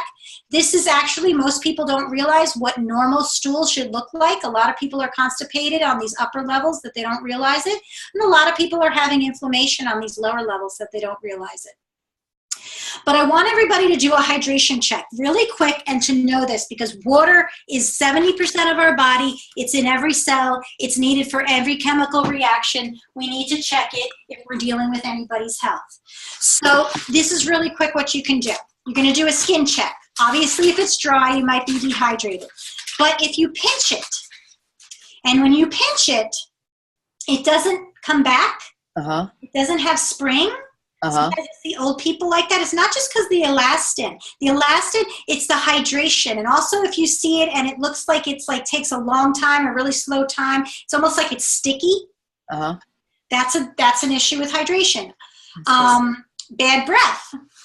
You're talking to somebody, you might want to ask about their hydration. Because when you don't water through your mouth, number 1, it's dry. I'm really dry here. I should have had a glass of water for this. I was talking for 2 hours. but you might smell the breath, and the bad breath might be because there's the plaque buildup and foods and things like that, and also the bacteria. Bacteria is what smells with the underarms as well as the mouth. The difficulty of going to the bathroom, that's just a quick question because you might be able to contact for some, like I said, the constipation, and you might even see a pelvic floor problem with that and be able to refer. Muscle cramps, stiffness, people think of that, but they don't think of headaches. Somebody's telling you they're suffering from a lot of headaches, they come to yoga, they come to exercise class, they come to you for, you know, whatever. You might even find some tight muscles and things like that. You're working for massage, but you might want to make sure that they're drinking enough water. That's simple. Lifestyle tool number 2 is hydration, constipation check. Nervous system awareness. We just did that with the pelvic floor with the muscles, and now I want to do that with the breath. So I want everybody to sit up nice and tall again or stand, okay?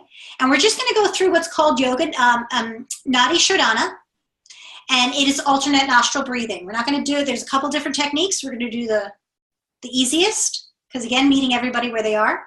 You're going to take your right hand, the first 2 peace fingers go into the palm, into the pad of the thumb, and then you've got your 4th finger, the ring finger, and your thumb. The thumb's going to go to close off the right nostril. The 4th finger is going to be for the left. Everyone's going to breathe out completely, both nostrils or whatever nostril's working right now. Close off the right, breathe into the left. Close off both, hold. Let out the right, exhale. Okay. So we went into the left, hold, out the right. Now we're going to go backwards. Inhale right, close, exhale left. That's 1 cycle. So we're going to go through 3 cycles right now. Really try to pay attention and just do it. Try not to be thinking of something else. If a thought comes in, just try your best to just kind of watch what's going on here. Take a note of right now how you feel. Just sort of feel in your body. Is there any pain somewhere? Is there something going on?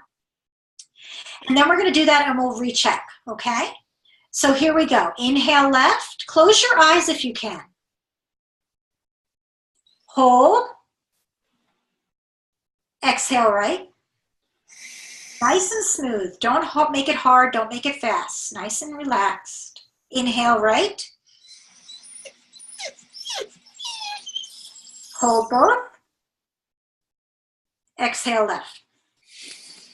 That's 1 cycle. Keep going, keep going, keep going. Inhale left. Hold. Exhale right. Keep watching the center space between the eyes, closing your eyes, just keeping your mind looking as if you're looking straight up in the center of the mind. Inhale right. Hold. Exhale left. 1 more round. Inhale left. Hold. Exhale right. Inhale right. Hold. Exhale left.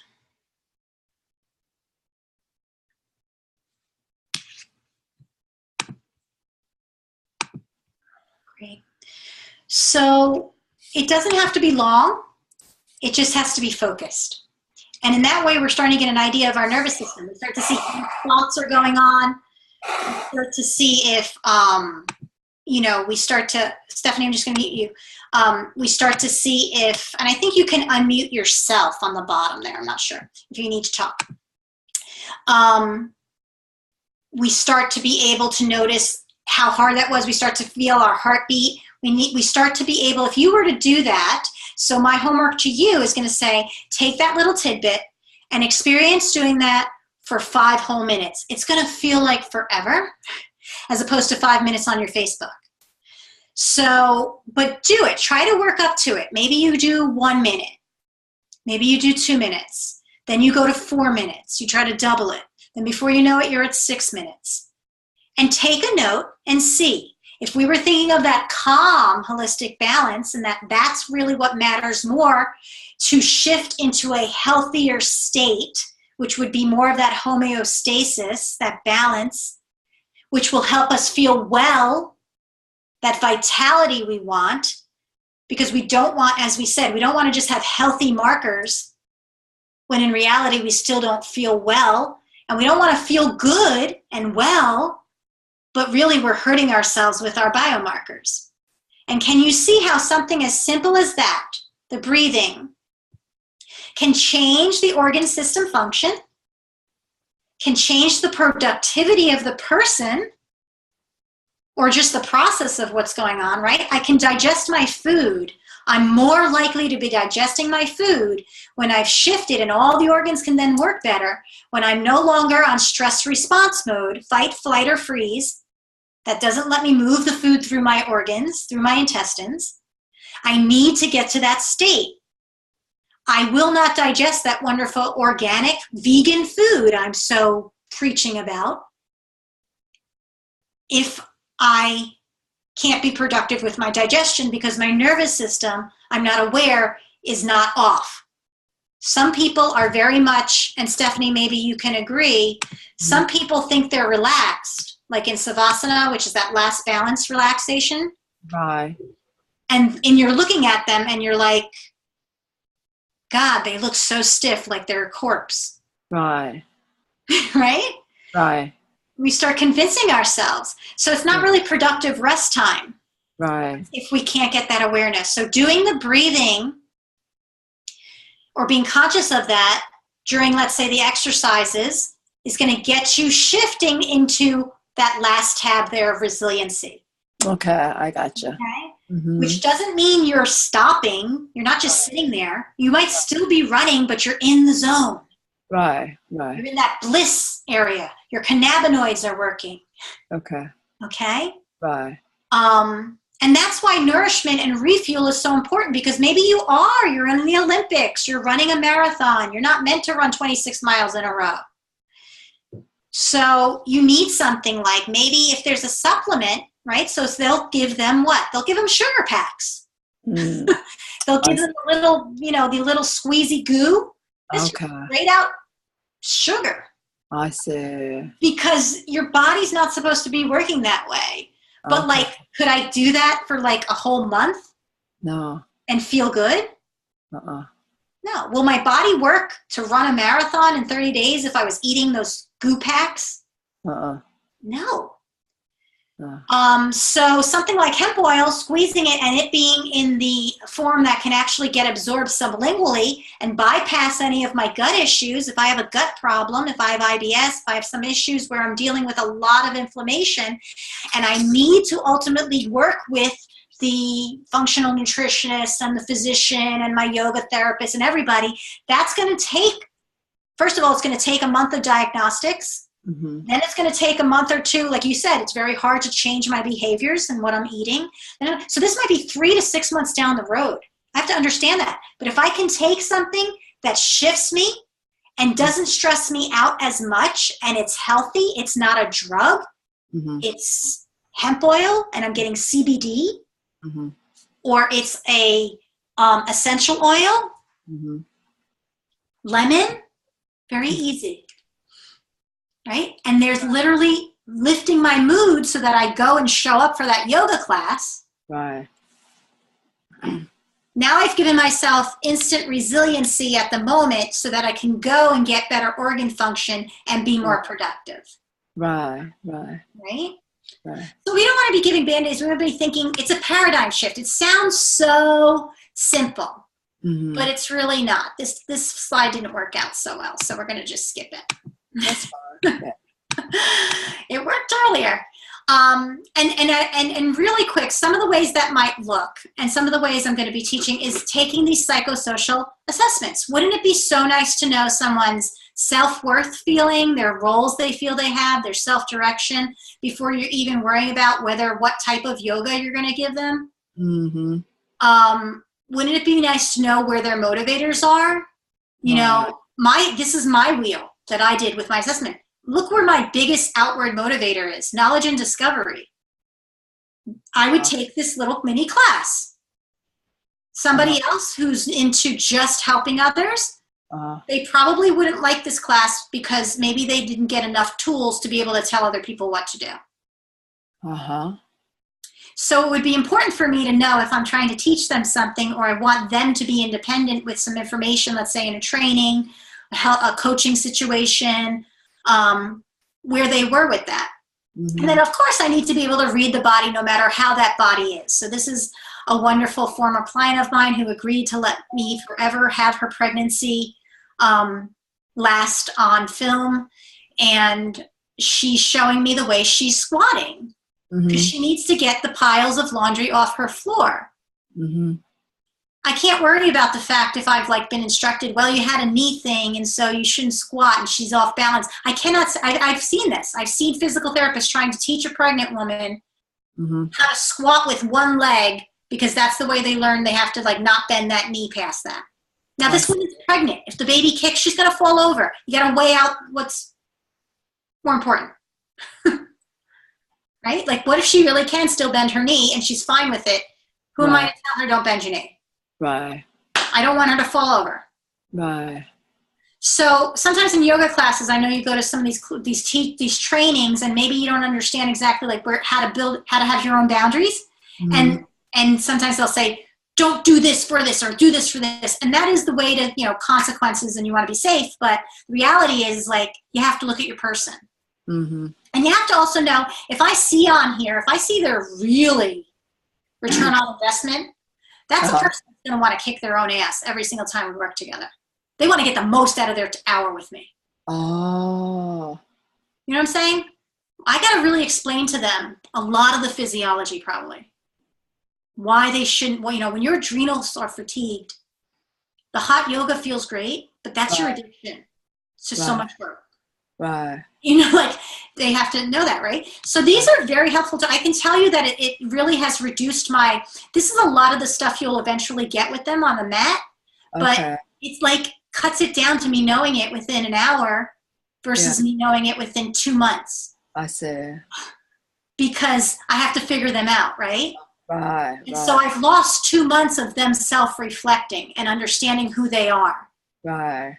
Right? And the sooner that a person understands who they are, the more they're going to either be self-motivated to change, right, or they're going to decide this isn't their thing, and they're going to stop wasting both of our time. Yeah, okay.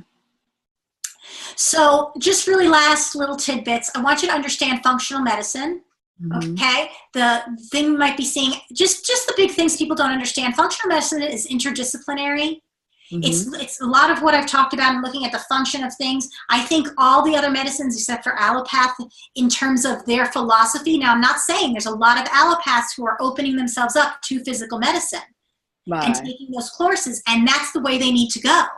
Right. But if you're a diehard, let me cut it out, give you a pharmaceutical, change the symptoms, treat the symptoms, and think you're healthy, I think you're wrong. And, so understanding what the language of functional medicine is all the stuff we've been talking about. The testing itself kind of gives it back to, we give it back to the patient a little bit.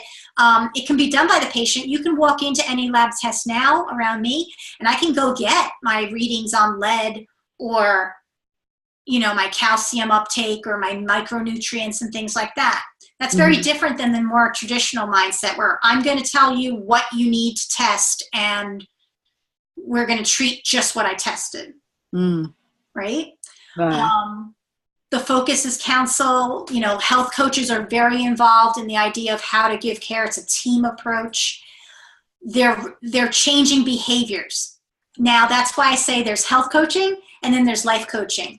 I think the best health coaches also life coach. And I think life coaches need to know a little bit about health coaching because they need to understand when somebody's in a state of health with their diet, right? Or not. Right. Or with their movement or not. Okay. Or with their emotional body or not. So you need to kind of have an idea, but again, they're separate professions. Okay. Diagnostics are dysfunctional markers, so you don't have to wait until you have cancer to be looking at your body going into it. I can't tell you how many women that I have, the history is cancer, or I'm seeing them post-cancer care, and then if they've had, so many women have had thyroid disease or thyroid dysfunction or some issue with weight loss not happening when they were trying before they come out with diagnostics of cancer. And the difference would be that if I'm thinking that way, I'm saying, their metabolism's off. They're maybe toxic. I'd be looking for those things because I don't want them 10 years being toxic with their metabolism off, because then they're going to have cancer. You know, like, it's just going to happen because that's the immune system being too taxed. Okay. Epigenetics, lifestyle matters. Epigenetics is looking at the triggers to turning on your genes or off of them, which you might want to play with. Coaching versus treatment, which we talked about at length.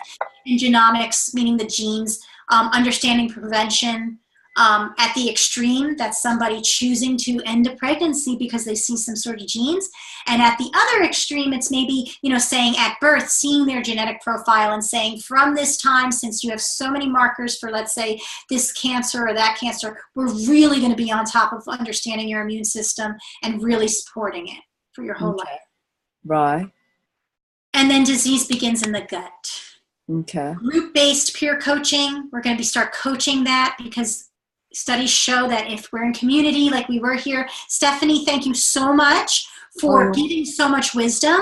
This is a perfect example of what I'm talking about. People got more out of this by your experiences and you giving it without you needing to have all my credentials. So I thank you for that. We need to understand and own that. That's lifestyle tool number 3. Oh, you're welcome. Yeah. Yeah, be a peer, right? Yeah. You know what you've gone through.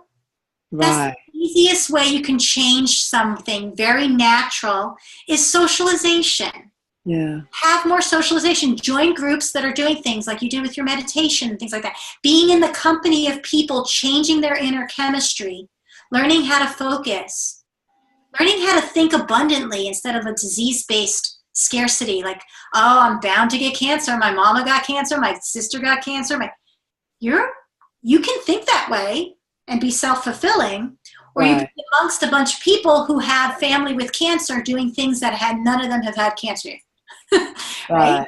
Right. So looking for opportunities in the environment is a great lifestyle tool. And then finally, looking at yoga, understanding that there's 8 limbs in a practice of a yogic therapy, an 8-limb yogic therapy.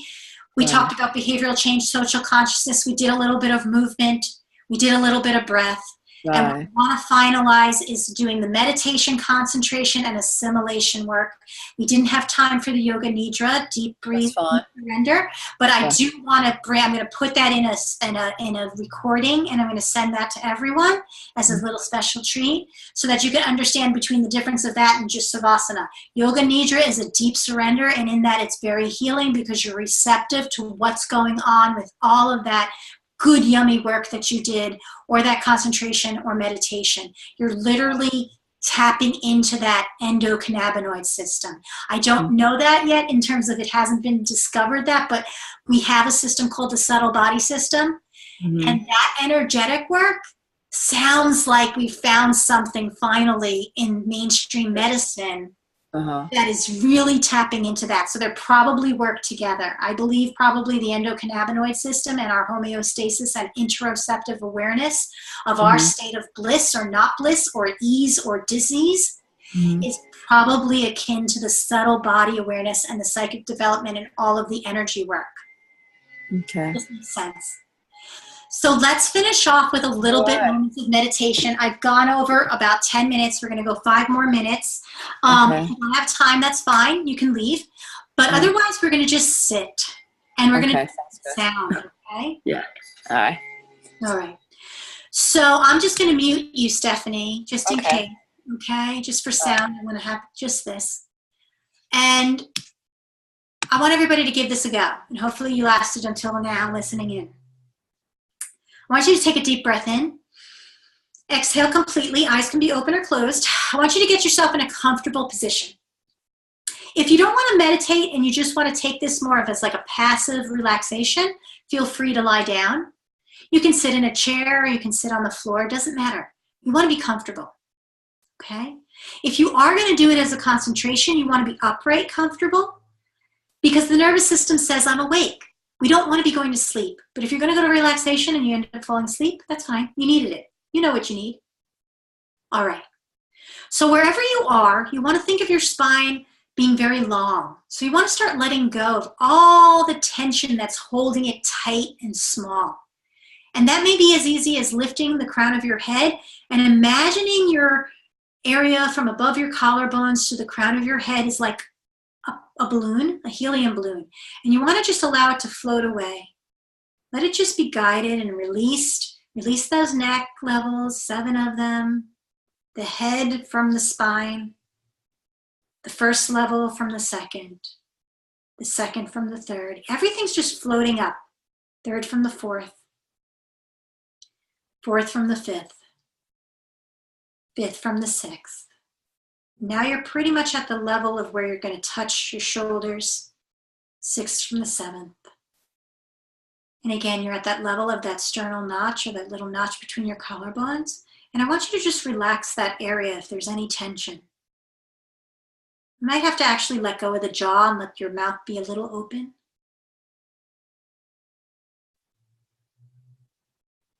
And if your eyes are not already closed, I'd like you to close them now. And I want you to picture the center of the mind, which is right behind the eyebrows. We're going to go to that area of the middle brain, the pituitary, hypothalamus, where the limbic system is. That's your feedback loop about whether you're safe or whether there's a threat. And I'd like you to just put a light right there, a beautiful white, bright light. And whenever you start to think, go back to focusing on that white, bright light. So that's what you're thinking of. And you're starting to concentrate on a single object, which is limb 6 of concentration. Eventually, I want you to just be so enamored by that light that you feel nothing else. You are that light. If not the light, you are so close to there being nothing else, no other sensation, no other thought except that light. You are getting closer and closer. You are walking closer and closer to that light. So let go of anything that's going on at your feet. Release that. Let go of your legs. Imagine as if you're just erasing them away. Let go of your pelvis and hips, pelvic floor. On your next breath out, really let go of your belly and chest. Just feel it get heavy. And then let that go. Dead. Put your concentration on the center of the mind, deep behind the eyebrow, on that beautiful light. Start walking towards that light. Keep walking towards that light until you feel like you have the light all around you. You are brightened. The light is touching your skin or your awareness or whatever the awareness. You and the light eventually will be one. It'll be as if you're witnessing everything around you as a piece of that light. So you are bright and everything else is bright around you. You have come in and integrated, assimilated with the light. Don't worry about any other sensation coming in. Just go back to the focus wherever you need to. On the center of the mind, deep behind the eyebrow. And for the next few breath cycles, I'll let you know you don't have to be watching your breath. Go back and focus there to the center of the mind. So for the next few moments, I want you to allow yourself, tell your brain, I'm allowing you, tell your body, I'm allowing you to just be light. See if you can imagine the light all around you, whiteness all around you, brightness all around you. Maybe you're even emanating light. You're glowing back like a mirror. You might even see, really really start to see that white light. It's not even at a level of imagination. You actually see a flame of light or spark or a shape.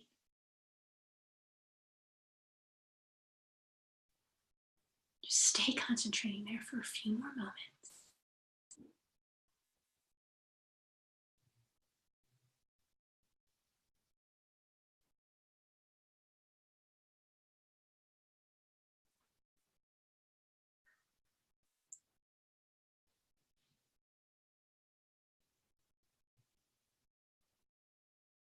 Can you hear anything?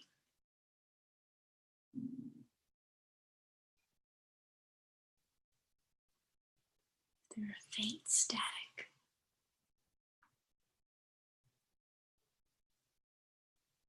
Can you hear the silence?